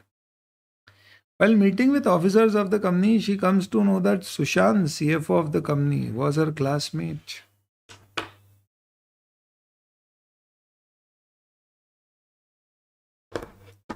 दिल का भंवर करे पुकार, दिल का राज सुनो, राज सुनो रे।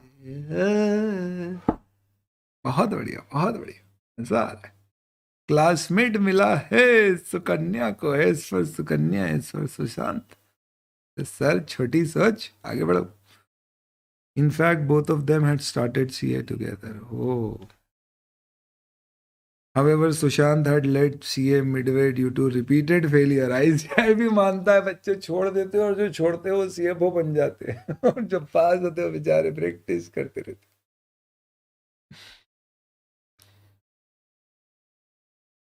हाँ, नोट्स में मैं थोड़ा सा प्रॉपरली आपको शेयर कर देता हूँ, किताब जब तक नहीं आई है तो आपको क्लैरिटी रहे, ठीक है। And tried his luck to pursue MBA finance from a leading institution. ऐसा हुआ है दोस्तों, इनकी कहानी वहीं खत्म हो गई शुरू होने से पहले। Initial discussion, it transpires that company is going to launch new service in the field of weather forecasting. Okay. Such service would be available on the website of the company and micro weather information would be available on payment of charges. ज़्यादा detail चाहिए तो पैसे दियो. Company requests audit firm to be visibly associated with their marketing blitz.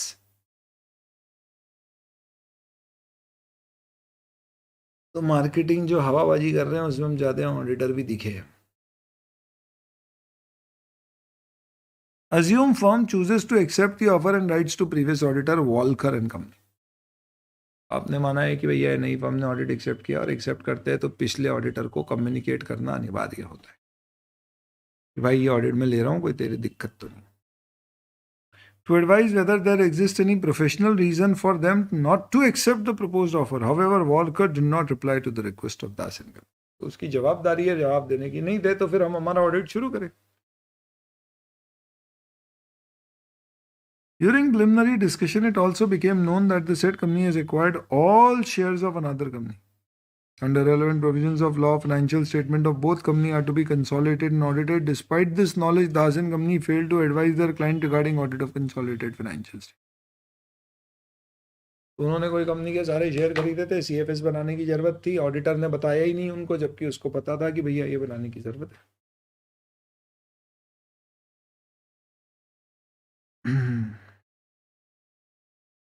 Company also offers auditor contract for providing IT services pertaining to information systems of the company. ये लो, audit कर रहे हो और साथ में तुम उसका IT सर्विसेज का काम कर रहे हो. ये क्या बात हुई भाई?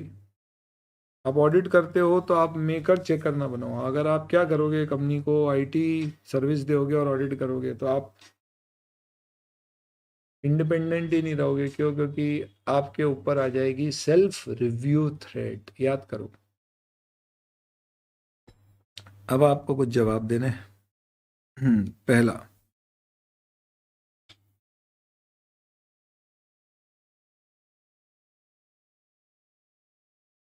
देखिए,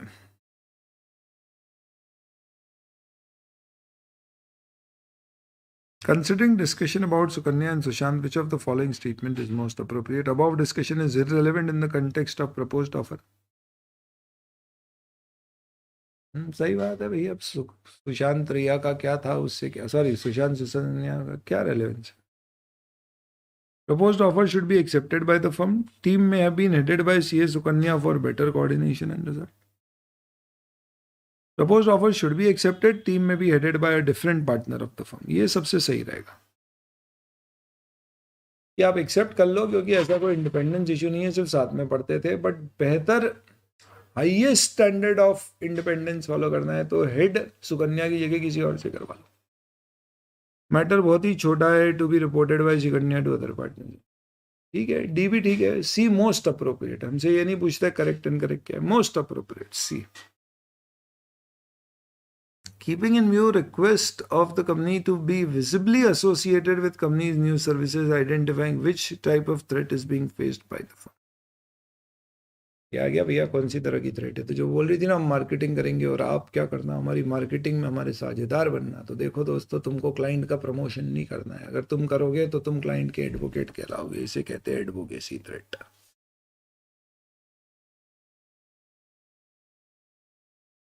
Previous auditor Walker and Company have not replied to communication of Das and Company, which fundamental principle of professional ethics is not followed by them. Unprofessional behavior. किसी भी बात का जवाब नहीं देना unprofessional behavior है. हमको देना चाहिए था behavior.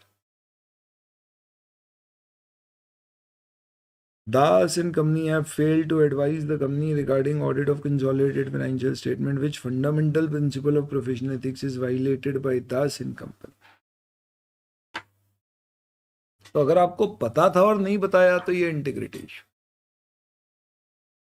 आपको पता ही नहीं पड़ा और आपने इसलिए नहीं बताया तो it is a matter of professional competence and due care.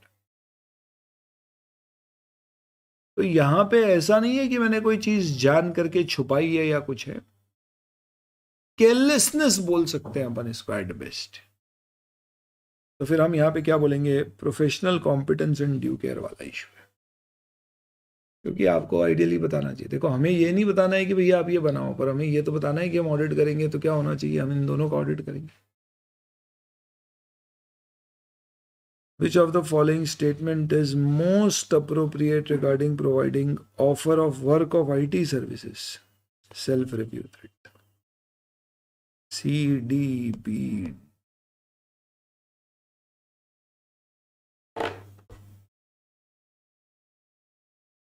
Difficult थे हम, क्लोज शेव थी कुछ कुछ केसेस। अच्छे स्टैंडर्ड्स के एमसीक्यूज है दोस्तों, अभी नया नया कोर्स आया है तो एमसीक्यू का पता नहीं, क्वेश्चन आंसर तो तुम्हारे आईसीए मॉड्यूल से ही आएंगे ज़्यादातर। मॉड्यूल ही अच्छे से कर लो, तुम्हारा काम हो जाएगा। मे 24 वालों की बात करें तो एम्बो 24 से ऐसे भी बाद में वही आते हैं, बाहर से कुछ नहीं पूछते इंटर। आरटीपी एमटीपी एक्स्ट्रा पे फोकस कर देना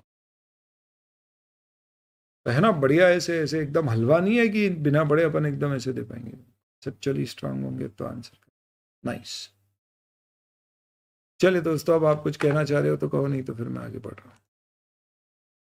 चलिए अब हम आगे बढ़े उससे पहले सवाल आया है, sir revision is needed, how to revise, written revision और oral revision will work? Number 1 oral revision will work, number 2 written में टेस्ट दोगे आप, टेस्ट से रिवीजन होगा आपका। लिखने की प्रैक्टिस बहुत ज़्यादा करने की ज़रूरत नहीं है, सिर्फ बेसिक क्लियर करना है आपको, लिखना कैसे उसको, वो टेस्ट से हो जाएगा। Revision is needed which means we have to revise the topic on our own for the first time. Correct. तो आप ये कह रहे हो कि ओके हमें हमारे लेवल पे रिवाइज करना है, वो दिक्कत है। अच्छा ठीक है, मुझे लगा रिवीजन कराओ सर। एनीवेज मैं रिवीजन वीडियो यूट्यूब पे डाल दूंगा, अब वो टाइम अभी नहीं कमिट कर रहा मैं, पर ब्रह्मा से रिवाइज करके डाल दूंगा, तो वो सुनने के बाद आई थिंक आप और बेहतर फील करोगे। जिसमें 3 ईयर वाला एग्जाम्पल लिया था वो समझ नहीं आया। 3 साल वाला एग्जाम्पल ऐसा था बेटा कि कई सारी कंपनियां क्या करती है, एक इंस्पेक्शन का कंसेप्ट होता है। वो बोलती है कि हम हमारे सारे सीए, जैसे एक सीए फर्म है, कंपनी नहीं फर्म है, उसमें 5 पार्टनर है, तो बोलती है हम हर 3-3 साल में क्या करेंगे, एक बार एक एक करके सारे पार्टनर्स को बुलाएंगे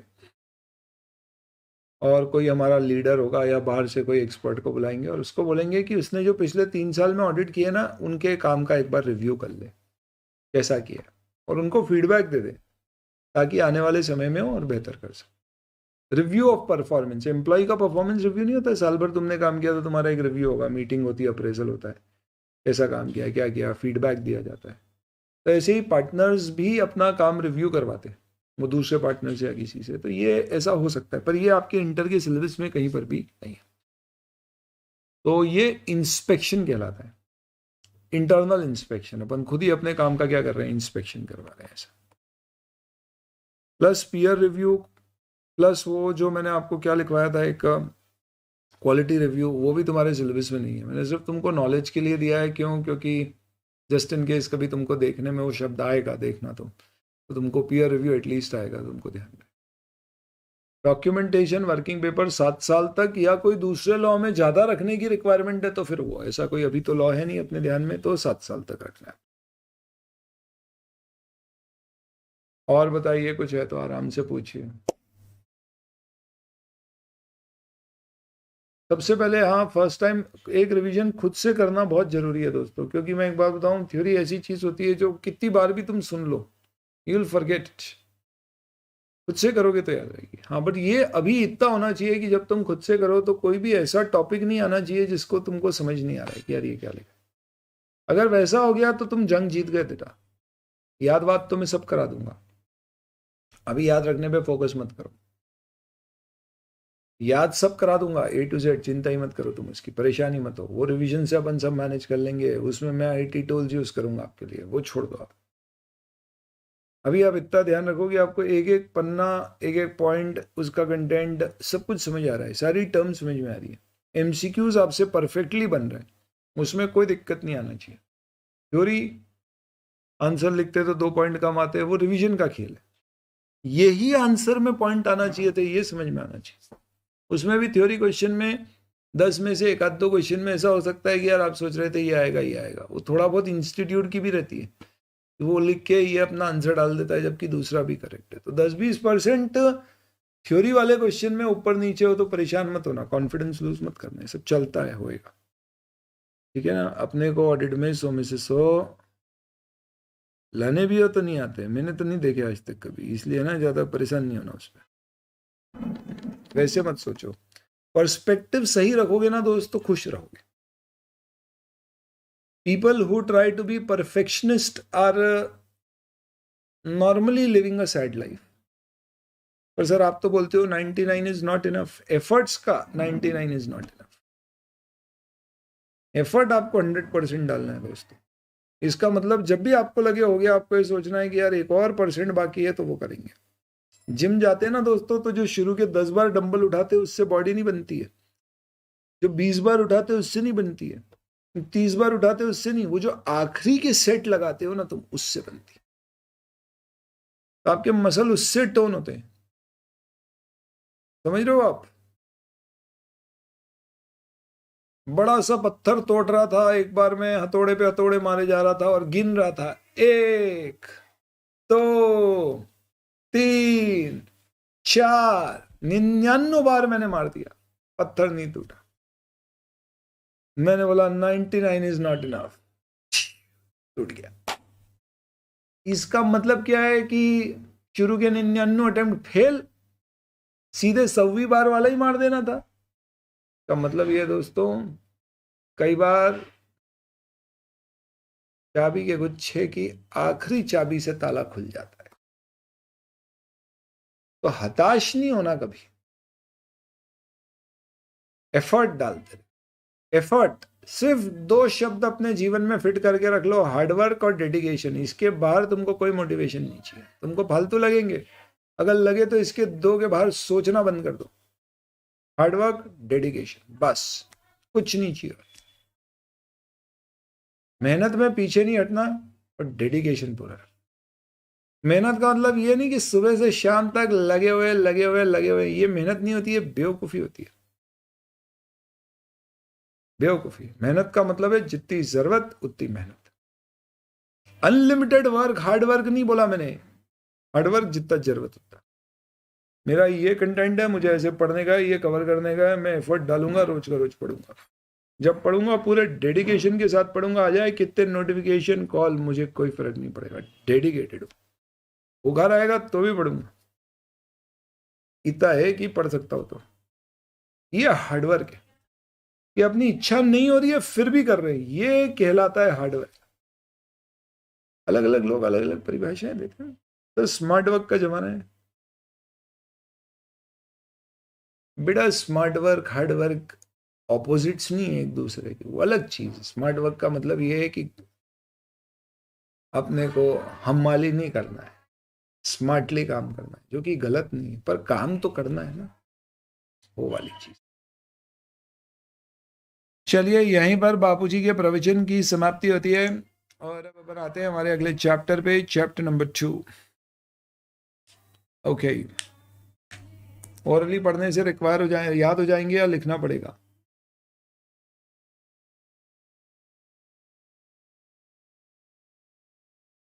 मैं और वाइफ जब भी कोई रेस्टोरेंट में जाते हैं तो बड़ी दिक्कत होती है, क्योंकि यार दोस्तों के साथ, घर वालों के साथ जाते हैं तो सूप ऑर्डर करते हैं तो नॉर्मली क्या होता है, काम सेटल हो जाता है, क्योंकि उसको पसंद है मंचाऊ और अपने को बर्न्ट गार्लिक।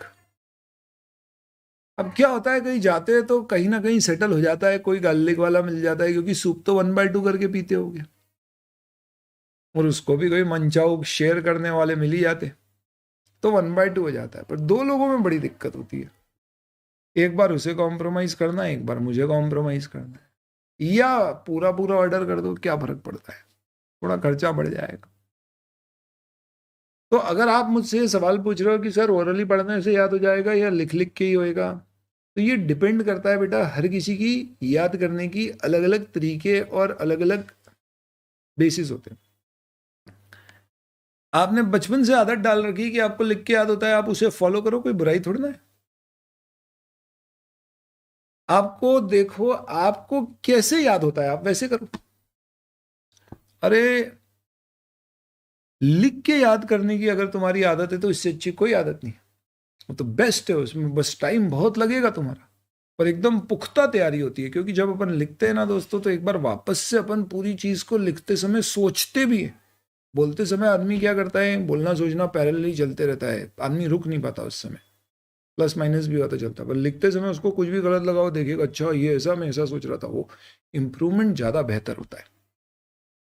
पर अगर आपकी आदत नहीं है और आपको ओरली हो जाता है, तो आप ओरली करो, क्यों मेहनत करना लिख के? कोई नई तरकीब थोड़ी ना लगाना इस उम्र में, हो गए अब बड़े, अब क्या है।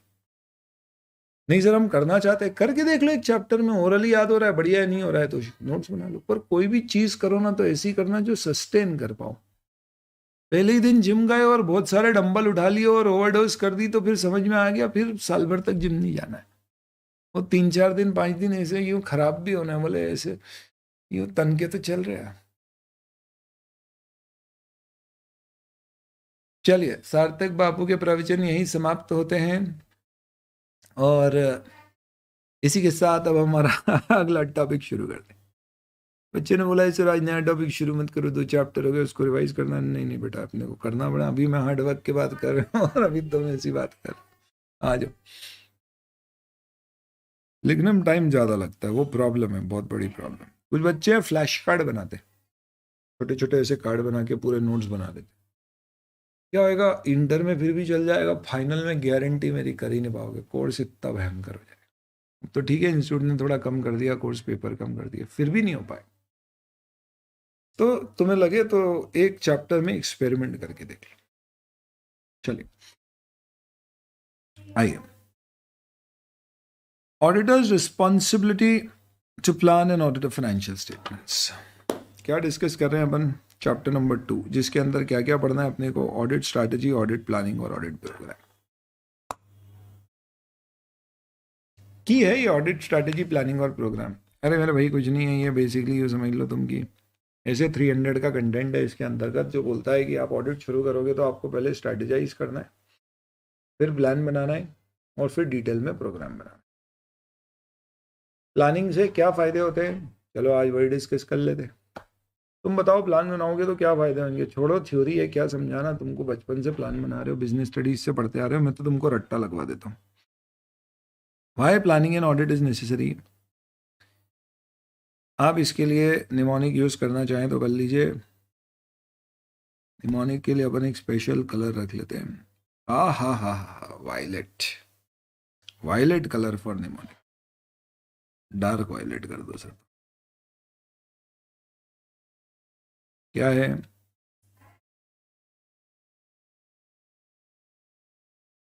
पांडव्स। पांडव्स क्या थे? टीम थे। तो प्लानिंग का एक फायदा, टीम सिलेक्शन, प्लस 5 पांडव्स के 5 फायदे, तो टोटल 6 बेनिफिट आपको याद रखने। बताओ दोस्तों, अर्जुन की सबसे सही बात तुम्हें क्या लगती थी? फोकस। भाई को मछली की आंख ही दिख रही थी और कुछ नहीं दिख रहा था। तुम बताओ सबसे इफेक्टिव कौन था, एफिशिएंट? 10 सेकेंड में आदमी खत्म। भीम भीम भीम, छोटा भीम नहीं, बड़ा वाला। Effective, efficient. तुम बताओ डायरेक्शन, सुपरविजन, रिव्यू, धर्म की राह पे चलने का बीड़ा किसने उठा रखा था? यूडी, युधिष्ठिर। टीम सिलेक्शन तो वही पांडव का पांडव। तुमको पता है नकुल को पूर्व अनुमान हो जाता था, नकुल को उसको आभास हो जाता था पहले से ही, भ्राताजी आगे से सेना आ रही है हमारे पर अटैक करने। और सहदेव के तो नाम में ही है सहायक का रोल, अदर्स का रोल, यानी अदर्स से कोऑर्डिनेट करने का काम उसको दे रखा था। ये नकुल सहदेव ऐसे ही ज्यादा फ्रेम में नहीं आते थे। 2-3 घंटे में इनकी पूरी महाभारत की शूटिंग खत्म हो गई थी, ज्यादा रोल ही नहीं था। बस ये तुम्हारे 6 बेनिफिट है प्लानिंग के, बाकी तो ज्ञान की बातें यार। प्लानिंग से क्या होएगा दोस्तों, इफेक्टिवनेस और एफिशिएंसी आएगी ऑडिट में, और क्या। हो साइंस ग्रेजुएट है जो यहाँ बता रहे हैं, बहुत अच्छी बात है बेटा, गुड। कैसा लग रहा है आपको कॉमर्स में आके?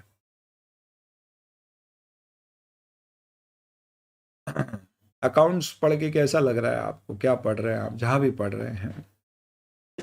पसंद आ रहा है आपको? कॉमर्स अच्छा लगने लगा या फाउंडेशन में ही आ गया होगा अब तो? साइंस वाले बच्चों को थोड़ा टेक ऑफ में समय लगता है, पर करते बहुत अच्छा है क्योंकि मेहनती ज़्यादा रहते हैं। तो दोस्तों, हमें ऑडिट क्या करना है, इफेक्टिव तरह से करना है तो प्लानिंग करना पड़ेगी। प्लानिंग के फायदे क्या है? ये 6 फायदे हैं। देखो, सबसे पहली चीज़, फायदा क्या है प्लानिंग का? आपका प्लान रहेगा तो फोकस रहेगा। सुबह उठ के आपका प्लान है तो आपको मालूम है क्या करना है। You don't have a plan, you don't know क्या करना है। समय खराब होता है तो एफिशिएंसी खराब होती है। समय खराब मतलब इफिशिएंसी खराब, समय कम ज़्यादा लगना किसी चीज़ में, यानी इनएफिशिएंट काम करना, आपका एफिशिएंसी खराब हो रही है। वहीं आपने सब कुछ प्रॉपर प्लान कर रखा है तो आपका काम एफिशिएंटली भी होगा और इफेक्टिव भी होगा, अच्छे से भी होगा। एफिशिएंसी, इफेक्टिवनेस, फोकस रहेगा आपको क्या करना है क्या नहीं करना है। प्लान बनाते समय आप पहले से ही प्रॉब्लम फोर्सी कर लोगे। अरे, बुआ की लड़की की शादी में जाना अपने को 5 दिन के लिए, तो अपन पहले से टाइम वैसा ही बना के रखो कि 5 दिन अपने पास कम है दूसरों से। आप पहले से आइडेंटिफाई कर लोगे कब कब कहाँ का इशू आने वाले, प्रीएम्प्ट प्रॉब्लम। अब क्या होता है, ऑडिट एक अकेला आदमी तो करता नहीं है, टीम करती है। पढ़ाई आप अकेले कर रहे हो बोली, तो यहाँ पे फिर एक टीम का इंपॉर्टेंस है कि भैया ये ऑडिट के लिए कौन सी टीम लगेगी और किसको क्या काम देना है। प्लस कई काम हम टीम के बाहर के लोगों से भी करवाएंगे, एक्सपर्ट की मदद लेंगे, इंटरनल ऑडिटर की, तो अदर्स की मदद लेना। ये सब प्लानिंग स्टेज पे पता पड़ेगा।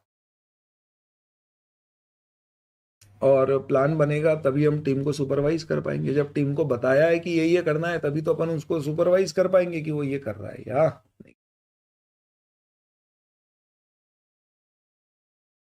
ओके, अकाउंट्स हो गया, ग्रुप 1 दे दिया आपने, बढ़िया। तो दोस्तों, ये अब तक क्या डिस्कशन है, ये है फायदे प्लानिंग के। तो अल्टीमेटली हमें प्लानिंग अच्छी करने से फायदा क्या होगा? हमारा ऑडिट रिस्क रिड्यूस हो जाएगा। वो एक कम वक्त, ये ऑडिट रिस्क क्या होता है? रिस्क की हम गलत ओपिनियन देते हैं। इसे बहुत डिटेल में अपन अगले चैप्टर में पढ़ने वाले, बहुत ज्यादा डिटेल में, तो अभी छोड़ दो इसको, मैं ज्यादा इसको ब्रीफ में भी नहीं बताता। ये बहुत इंपॉर्टेंट फ्रेज है, audit risk is reduce to an acceptable low level. Very important phrase.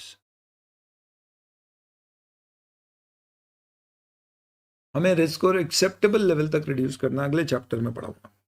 तो जब काम ढंग से प्लान किया जाएगा तो उससे रिस्क की हम गलत ओपिनियन दे दें, ये खत्म हो जाएगा। साथ ही साथ में हम हमारे स्टैंडर्ड्स का भी पालन कर पाएंगे और समय पर भी ऑडिट कर पाएंगे। तो ये बेनिफिट है, ये थ्योरी है शुरू की, ठीक है। ये याद करने के निमोनिक दे दिया मैंने तुमको, क्यों? क्योंकि इसमें क्या समझाऊंगा मैं, बेनिफिट ऑफ। सबसे सही सवाल, प्लानिंग शुरू कब होती है? एमसीक्यू आया तो चलो बताओ, प्लान शुरू कब होता है? मैं तुमको ऑप्शंस देता हूं, ABCD, तुम ABCD कुछ भी लिखना। ए,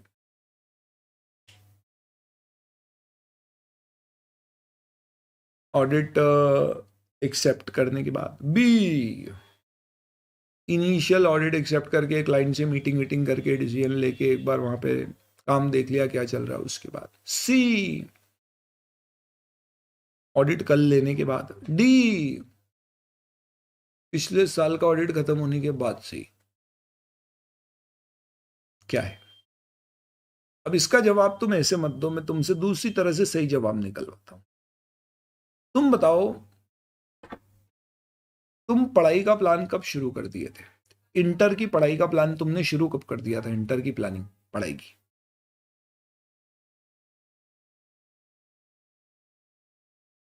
ए, फाउंडेशन के एग्जाम के बाद। बी, फाउंडेशन के रिजल्ट के बाद। सी, क्लासेस ज्वाइन करने पर। डी, अभी तक नहीं किया है। शाबाश शाबाश, विश्वकर्मा, जीत लिया है विश्व तुमने। डी, सही बताओ ना, तुम कुछ भी बोलो भले ही। फाउंडेशन पास करने के बाद ऐसा नहीं है, तुमने एक्चुअल में फाउंडेशन की एग्जाम देने के साथ साथ ही इंटर की प्लानिंग शुरू कर दी थी। सीए का बच्चा इतना ज्यादा डेडिकेटेड हो जाता है, दिल जला हो जाता है, कि फाउंडेशन की एग्जाम खत्म हुई, उसको 2-3 दिन बाद तो समझ ही नहीं आता क्या मस्ती करूं। अभी तुमको थोड़ा कम है, इंटर के बाद तुम देखना एग्जाम खत्म होगी, तुमको लगेगा और ये करूंगा वो करूंगा, 2 दिन बाद तुम्हारे पास कुछ करने को ही नहीं रहेगा, ऐसे थकेले हो जाते अपन। तो घूमने हमने चले गए तो ठीक है। तो आपने क्या है, फाउंडेशन खत्म हुई 3 दिन बाद ही अपने टेंशन शुरू। और अगर लग रहा है तुमको उम्मीद है कि पास हो जाओगे तो, और इंटर अभी करें, प्री रिजल्ट बैच ज्वाइन करें, पोस्ट रिजल्ट दोनों ग्रुप देना है, एक ग्रुप देना। आर्टिकलशिप यार अभी से सोचना ही नहीं सोचना, अरे अपने शहर से करे या कहीं बाहर जाए, क्लासेस कहाँ से लेनी होगी, टाइमिंग कैसे मैच होगा, ये सारी समस्याएं तुम्हारी तभी शुरू हो जाती है। तो ये सही भी है, समय क्यों खराब करना, प्लान ही तो कर रहे हो, काम थोड़ी ना करना है अभी। इसलिए बोला गया है दोस्तों, जैसे ही पिछला ऑडिट खत्म होता है ना, अगले ऑडिट की प्लानिंग शुरू हो जाती है। ऑब्वियस ही बात है, अगर आपको एक्सपेक्टेड है कि आपको ऑडिटर अपॉइंट किया जाएगा तो। और ऐसा नहीं है कि एक बार तुमने प्लान बना दिया कि फिट हो गया, अब तो पत्थर की लकीर है, अपन इसको फॉलो करेंगे। अरे लक्ष्मण रेखा को भी उलांग गए थे, तो प्लान क्या चीज है। तो ऐसा नहीं है कि प्लान एक बार बन गया तो बन गया, या ये फिक्स हो गया कि शुरू के 2 दिन में प्लान बनाता हूं बस फिर उसको फॉलो करता हूं। ऐसा नहीं भैया, समय के साथ साथ सब बदलना पड़ता है। वो डॉक्टर तुम्हारी सर्जरी का प्लान बनाएगा, उसने बना दिया तो ऐसा थोड़ी ना बस वही करेगा भैया, समय के साथ साथ बदलना पड़ेगा। पेशेंट अलग तरह से रिएक्ट कर रहा है, सिचुएशन थोड़ी चेंज हो गई है, उसकी हालत बेहतर डिटोरिएट हो गई है, प्लान बदलेगा। तो सबसे पहली चीज समझो, प्लानिंग कंटिन्यूअस प्रोसेस है, चलते रहता है। डिस्क्रीट मतलब कि ये 3 दिन कर लिया खत्म, ऐसा नहीं है, कंटिन्यूअस इटरेटिव प्रोसेस है, यानी समय के साथ साथ और सुधार होते जाता है। इंप्रूव, इटरेट्स यानी इंप्रूव्स विथ टाइम। डिस्क्रीट का मतलब सेपरेट, कंटिन्यूअल मतलब continuous. It often begins shortly after completion of previous audit and continues until the completion of current audit। आखिरी तक चलते रहेगा तुम्हारी भी प्लानिंग। मैं बताता हूं, सीए तो एक ऐसी शानदार एग्जाम है जिसमें बच्चा जब इंटर ज्वाइन करता है तब उसको यूट्यूब पे मिलता है वीडियो एक प्लान करने का, इंटर की पढ़ाई कैसे प्लान करो। फिर जब उसकी क्लासेस खत्म हो जाती है, फिर उसका यूट्यूब पे एक और वीडियो उसको मिलता है, छुट्टियों में कैसे पढ़ाई को प्लान करो। फिर एग्जाम से 1 महीने पहले एक और वीडियो आता है, आखिरी महीने में कैसे प्लान करो। ये तो छोड़ो, एग्जाम के आखिरी 5 दिन में फिर एक प्लान आता है कि अब कैसे प्लानिंग करनी। और ये तो छोड़ो, हर एग्जाम के बाद एक यूट्यूब पे वीडियो आएगा कि अब अगले पेपर की कैसे प्लानिंग करनी। और बच्चे भी इतनी मोहब्बत करते हैं कि सारे वीडियो देखते हैं, जबकि पहले प्लान में भी बताया था आखिरी के 1.5 दिन में क्या करना है, दूसरे तीसरे सब में, पर वो सारा सुनेगा क्योंकि उसको प्लान खुद से करना नहीं है, उसको सुन के ही ठीक लग रहा है। तो दोस्तों, प्लानिंग आखिरी तक चलती है, और गलत नहीं है, कोई बुराई थोड़ा ना है, समय के साथ साथ अपडेट करने में क्या बुराई है। We should not be rigid, but होना चाहिए, सिर्फ सुनना नहीं है अपने को। आगे, However, planning includes consideration of timing of certain audit procedures। इसका मतलब क्या है दोस्तों, ये बात सही है कि प्लानिंग में हमें सीक्वेंसिंग इज इंपॉर्टेंट। ऐसे लिखता हूं मैं, सीक्वेंसिंग इज नीडेड। कई बार क्या होता है दोस्तों, कुछ प्रोसीजर दूसरों से पहले लगेंगे, ये तो तय है, यानी some are to be completed prior to other audit procedure, कुछ पहले करना पड़ेंगे दूसरों से। जैसे उदाहरण के तौर पे, prior to auditor's identification and assessment of risk of material misstatement following procedures are required. अब ये तो तोते उड़ा देगा तुम्हारा ये शब्द, अगले चैप्टर में ज्यादा डिटेल में समझाऊंगा, अभी तो नहीं। पर इस लाइन का मतलब यह है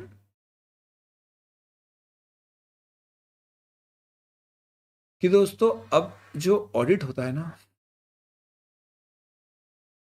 इसका थोड़ा सा तरीका बदल दिया इंस्टीट्यूट ने करने का, पढ़ने का नहीं, ऑडिट रियल लाइफ में करने का। इंस्टीट्यूट कहता है कि अब तुम पहले ये मत करो कि तुम ऑडिट करने जा रहे हो तो चेकिंग शुरू कर दो। सबसे पहले तुम पता करो कि कंपनी में किन किन एरिया में कितना कितना रिस्क है, और कौन कौन से एरिया कितने कितने मटेरियल है, अमाउंट वाइज जो भी तरह से। फिर एरियाज पे उतना कम या ज्यादा समय दो। तो ऐसा ना हो कि यार मालूम पड़ा कि पेटी कैश को डिटेल में चेक करने के लिए मैंने ऑडिट का 10% टाइम निकाल दिया और बाद में फिर समय की कमी पड़ गई। बिल्कुल वैसे ही जैसे कि आप कोई क्लास कर रहे हो और उस क्लास में ऐसा हुआ कि भाई टोटल लेट से फॉर एग्जाम्पल आपके 10 चैप्टर थे, तो शुरू के 3 चैप्टर जो पढ़े वो तो वाह वाह वाह वाह, पर वो 3 चैप्टर में 70% टाइम निकाल दिया बैच का, और आखिरी के 7 चैप्टर 30% टाइम में चले। बस फिर तो क्या गाड़ी चली है दोस्तों, जिसे हम लोग कहते हैं हमारी भाषा में घास काटना। समझते हो आप लोग? तो नहीं, पता नहीं। तो ये खराब प्लानिंग का नतीजा है। एक शिक्षक को भी प्लानिंग करना पड़ती है अपनी क्लास के लिए। उसे भी सोचना पड़ता है कि भाई ये चैप्टर है, सबसे पहले कौन से चैप्टर कितने लेंथी हैं, कितने मटेरियल है एग्जाम के लिए, क्या वेटेज है, कितने ट्रिकी है, उसके हिसाब से टाइम अलॉट करना पड़ता है कि ये चैप्टर अंदाजन अंदाजन अंदाजन इतने इतने सेशंस लेगा। मैं ये नहीं बोल रहा कि जो ज्यादा मटेरियल है, ज्यादा ट्रिकी है, ज्यादा डिफिकल्ट है वो पहले लो, ऐसा जरूरी नहीं है। क्यों? क्योंकि सीक्वेंस में हमेशा ऐसा नहीं होता है कि सबसे पहले क्या होगा, सबसे इंपॉर्टेंट मटेरियल होगा। नहीं, सीक्वेंस कई बार अलग लॉजिक से भी चल सकती है जो अंडरस्टैंडिंग के लिए बेहतर है। जैसे आप समझो कि भाई अगर मैं आपको कहता हूँ सबसे मटेरियल ऑडिट रिपोर्ट का चैप्टर है, तो मैं थोड़ा ना शुरू ऑडिट रिपोर्ट से कर सकता हूँ कि भैया देखो सब ऑडिट करके रिपोर्ट ऐसी बना। आपने बोला ऑडिट कैसे होता है, यही नहीं आता। हमने बोला भाई वो इंपॉर्टेंट काम है, वो बाद में पड़ेगा। तो ये बोल रहे हैं कि भाई अगर आपको प्लान बनाना है तो आजकल तरीका बदल गया है प्लान ऑडिट करने का। पहले आप क्या करो, आप पता करो किन एरिया में रिस्क है, किन एरिया की मटेरियलिटी ज़्यादा है, और फिर उसके बेसिस पे उस पर उतना समय दो। क्योंकि जग जाहिर बात है दोस्तों, you will never have time for everything in life, but you should always have time for important things in life. आज तो मैं एकदम बाबा का रूप धारण करके आया हूं दोस्तों, ऐसे एक के बाद एक जीवन के ऐसे अद्भुत रहस्य आपको बता रहा हूं मैं कि अगर आपने इस पे अमल कर दिया तो सीए भी है तो हा। तो हमें इंपॉर्टेंट चीजों पे समय देना है। तो इसके लिए अब ऑडिट कैसे होता है, पहले हम क्या करते हैं बेटा, पहले हम रिस्क नापते हैं कि कहाँ क्या रिस्क है, मटीरियलिटी देखते हैं क्या मटीरियल है, और फिर उसके ऊपर समय डिसाइड करते हैं इस पे इतना समय देना है। तो आप बताइए दोस्तों, सबसे पहले ऑडिट में क्या होना चाहिए? पहला स्टेप ऑडिट का क्या होना चाहिए, पहला प्रोसीजर ऑडिट का क्या होना चाहिए? Tell me, I am waiting for your answer. The first procedure of audit should be chai. Sir audit chai chai, अबे ऑडिट करने जाओगे तो शुरुआत कहां से करो?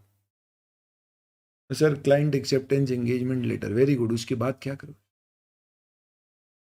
Sir will start with the audit. अबे स्टार्ट कहाँ से करोगे, कैसे करोगे, क्या करोगे? सर मीटिंग करेंगे क्लाइंट से। बहुत बढ़िया, क्यों करोगे मीटिंग?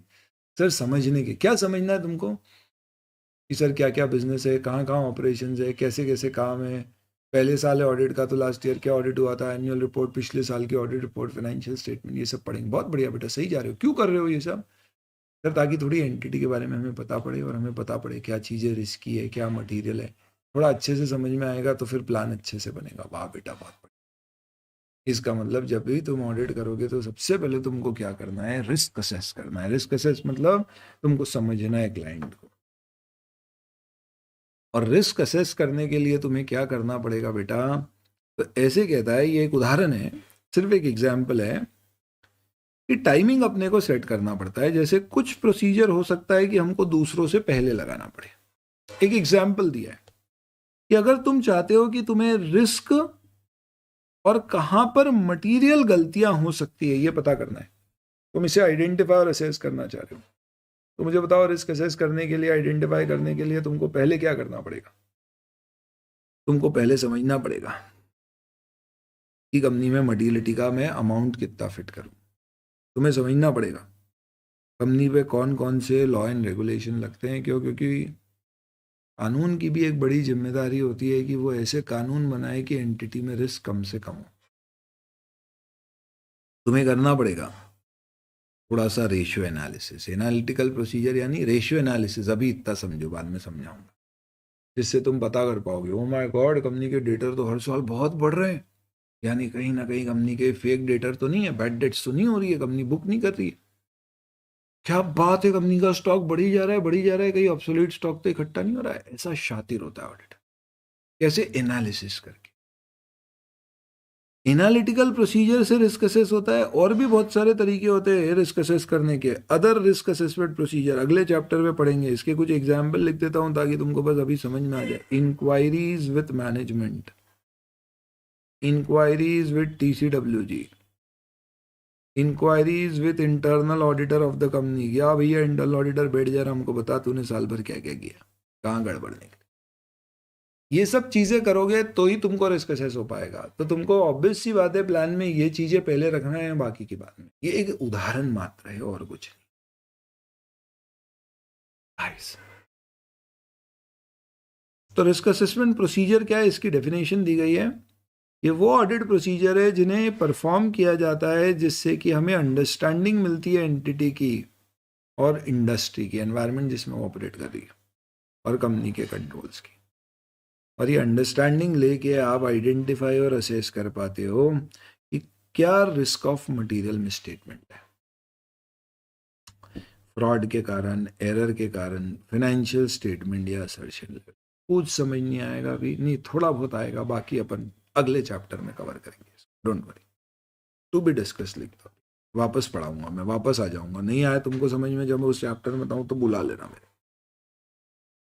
तो ये तो क्या है, कुछ चीज़ें पहले होगी बाकी बाद में होगी, ये सीक्वेंस की बात हो गई, चलो बढ़िया है। तो बेसिकली हमने क्या बोला भाई, प्लानिंग कंटिन्यूस या इटरेटिव है, कुछ चीज़ों का सीक्वेंस आपको डिसाइड करना पड़ेगा, पिछला खत्म होते से ही शुरू हो जाता है, चेंज होते रहता है, बंद नहीं होती है प्लानिंग, आखिरी तक चलती रहती है। हाँ बताइए, प्लान किसको बनाना चाहिए।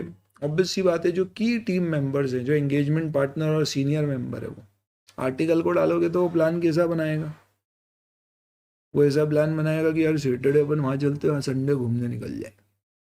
तो आप सिर्फ एंगेजमेंट पार्टनर और अदर की सीनियर मेंबर्स को इन्वॉल्व करिए, वो लोग प्लान बनाए, क्योंकि इनका अनुभव है, इनकी समझ है, और इनका प्लान इफेक्टिव और एफिशिएंट बनेगा। ये मानते हो तुम। असर्शन लेवल मतलब अभी तुम समझ लो अकाउंट लेवल।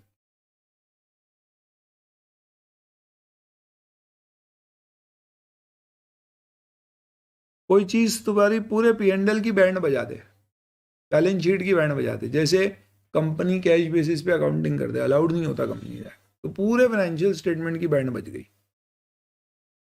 पर लेट्स से फॉर एग्जांपल तुमने डेप्रिसिएशन नहीं लगाया, तो इससे सिर्फ तुम्हारे PP फिक्स एसेट्स के बैलेंसेस गलत आएंगे। असर्शन लेवल मतलब अकाउंट लेवल, एक पर्टिकुलर अकाउंट पर। अभी ऐसा समझ लो, असर्शन को अकाउंट पढ़ लो। मेरे पास बहुत सही तरीके दोस्तों ऑडिट समझाने के। रैप को है ना मन में किसी को बताना मत, हाँ बहुत बड़ी सीक्रेट बता रहा हूँ। रैप को मन में KYC पढ़ो,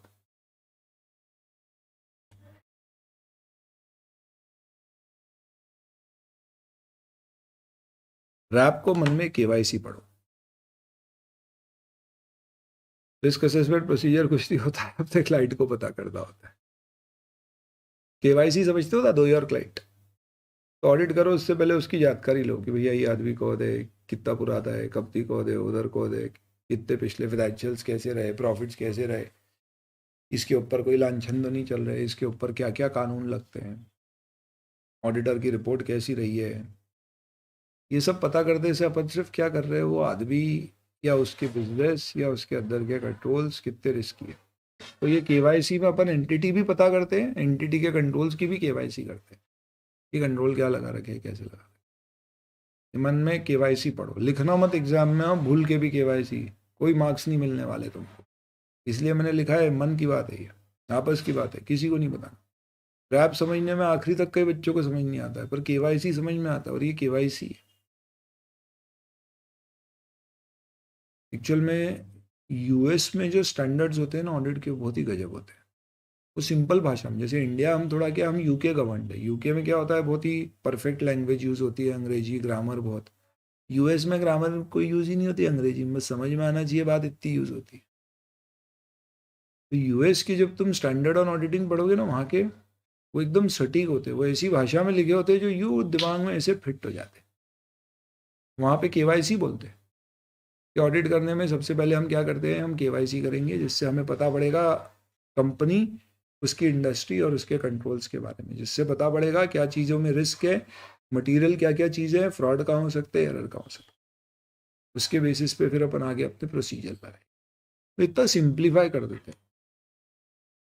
आओ, बहुत बढ़िया क्वेश्चन है। क्या हमें हमारा प्लान मैनेजमेंट से डिस्कस करना चाहिए? अरे वाह, बहुत सही सवाल पूछा है। तो द आंसर इज करना चाहिए। क्यों? क्योंकि अगर आप मैनेजमेंट को बताओगे तो वो पहले से तैयारी करके रखेगा, अच्छा इस दिन आप ये डिपार्टमेंट में चेक करने जाओगे तो हम आदमी अवेलेबल रखेंगे। और इतना डिटेल में मत बता देना कि मैनेजमेंट को सब पता पड़ जाए, और अगर उसको कभी फ्रॉड करने की इच्छा हो तो उसको मालूम है ऑडिटर क्या चेक करेगा क्या नहीं चेक करेगा, तो मैं उस हिसाब से चीजें भी कर दूँ। तो यू मे डिस्कस, कंपलसरी नहीं है। इससे कंडक्ट ऑडिट में सहूलियत होगी आपको, पर ध्यान रखना कि इफेक्टिवनेस कॉम्प्रोमाइज नहीं हो। कब कॉम्प्रोमाइज हो जाएगी इफेक्टिवनेस? जब आप बहुत ज्यादा डिटेल में डिस्कस कर लो, उसको सब पता पड़ जाएगा तुम्हारी स्ट्रैटेजी। तो अगर वो बदमाश मैनेजमेंट हुआ ना, तो उसको पता पड़ जाएगा चोरी कैसे छुपानी। तो ये प्लानिंग के कुछ इनिशियल एलिमेंट्स हैं आपको जो ध्यान रखने। तो एक और चीज ध्यान रखना दोस्तों, एग्जाम में क्वेश्चन ऐसा नहीं आएगा auditor responsibility to plan and audit of financial statement लिखो और आपको फिर A B C D E ये पॉइंट लिखना पड़ेंगे, ऐसा नहीं। क्वेश्चन किसी एक पॉइंट पे आएगा कि ऑडिट एक कंटिन्यूस इटरेटिव प्रोसेस है, इसको एक्सप्लेन करो, what are the benefits of planning, explain करो, ऐसा आएगा। तो आपको उसके अंदर के पॉइंट याद रखने, पांडव्स वाले वो 6 पॉइंट याद रखने हैं। चलिए, ये वाला प्रोसेस ये थोड़ा सा लंबा है तो अपन आज नहीं लेंगे इसको, फिर अपन इसको अगली क्लास में लेंगे। उससे पहले आपको इंपॉर्टेंट टर्म्स में एक चीज़ मैं नोट कराना चाह रहा हूँ, उसे नोट कर लीजिए।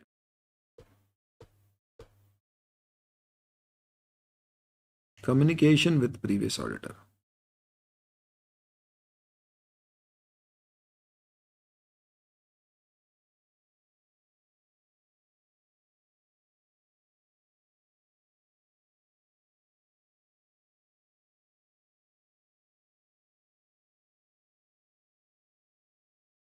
ICAI कहता है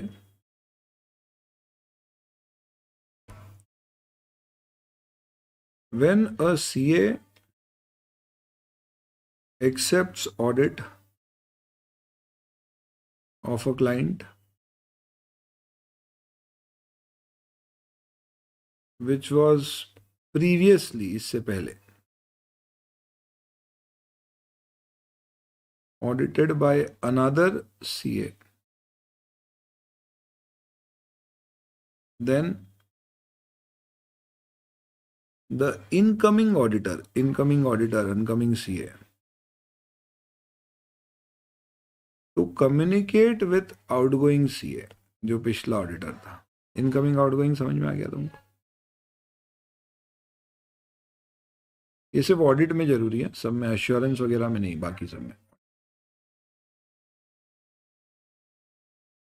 क्या कम्युनिकेट करना है? Weather he has any reservations, doubts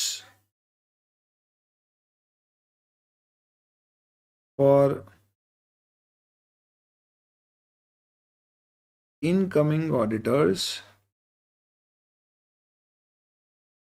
acceptance of audit, कि भाई तेरा ऑडिट था, मेरे पास आया, तुझे कोई दिक्कत तो नहीं है। It is outgoing auditor responsibility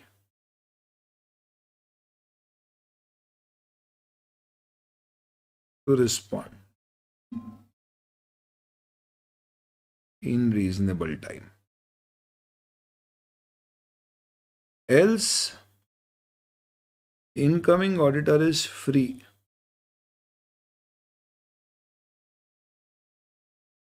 to accept the audit. तो रीजनेबल टाइम की कोई डेफिनेशन नहीं है, 5 दिन 7 दिन 10 दिन 20 दिन। रीजनेबल टाइम में आपके पास जवाब आ जाना चाहिए। अगर आपके पास आ गया, अच्छी बात है, उसका जवाब पढ़ लो। आपको लगता है उसने जो बातें बताई है उससे मालूम पड़ रहा है क्लाइंट की इंटीग्रिटी पे डाउट है, तो देख लो, मत करो एक्सेप्ट। आपको लग रहा है ऐसे कोई खास मुद्दा नहीं है, कर लो, आपकी इच्छा। पर वो जवाब नहीं दे तो ऐसा नहीं है कि बार बार हमें पूछना है, जब तक जवाब नहीं आया रुकना है, नहीं। हमने हमारी जिम्मेदारी पूरी कर दी, उसको उसकी जवाब देने की पूरी करना है। वो नहीं करे, रीजनेबल टाइम क्या होता है, 5 7 10 दिन, और क्या, आप अपना ऑडिट स्वीकार कर लें। पर ये अनिवार्य है, ये मैंडेटरी है, this is mandatory for every CA who is an auditor. इसने मैंडेटरी किया है, आईसीआई ने सीए एक्ट में ये डाल रखा है, सीए एक्ट में प्रोविजन है इस मुद्दे। चलिए, आज का हमारा डिस्कशन यही पूरा होता है दोस्तों। कोई डाउट्स आपके रह गए हो तो बता दीजिए, else we are done. Thank you.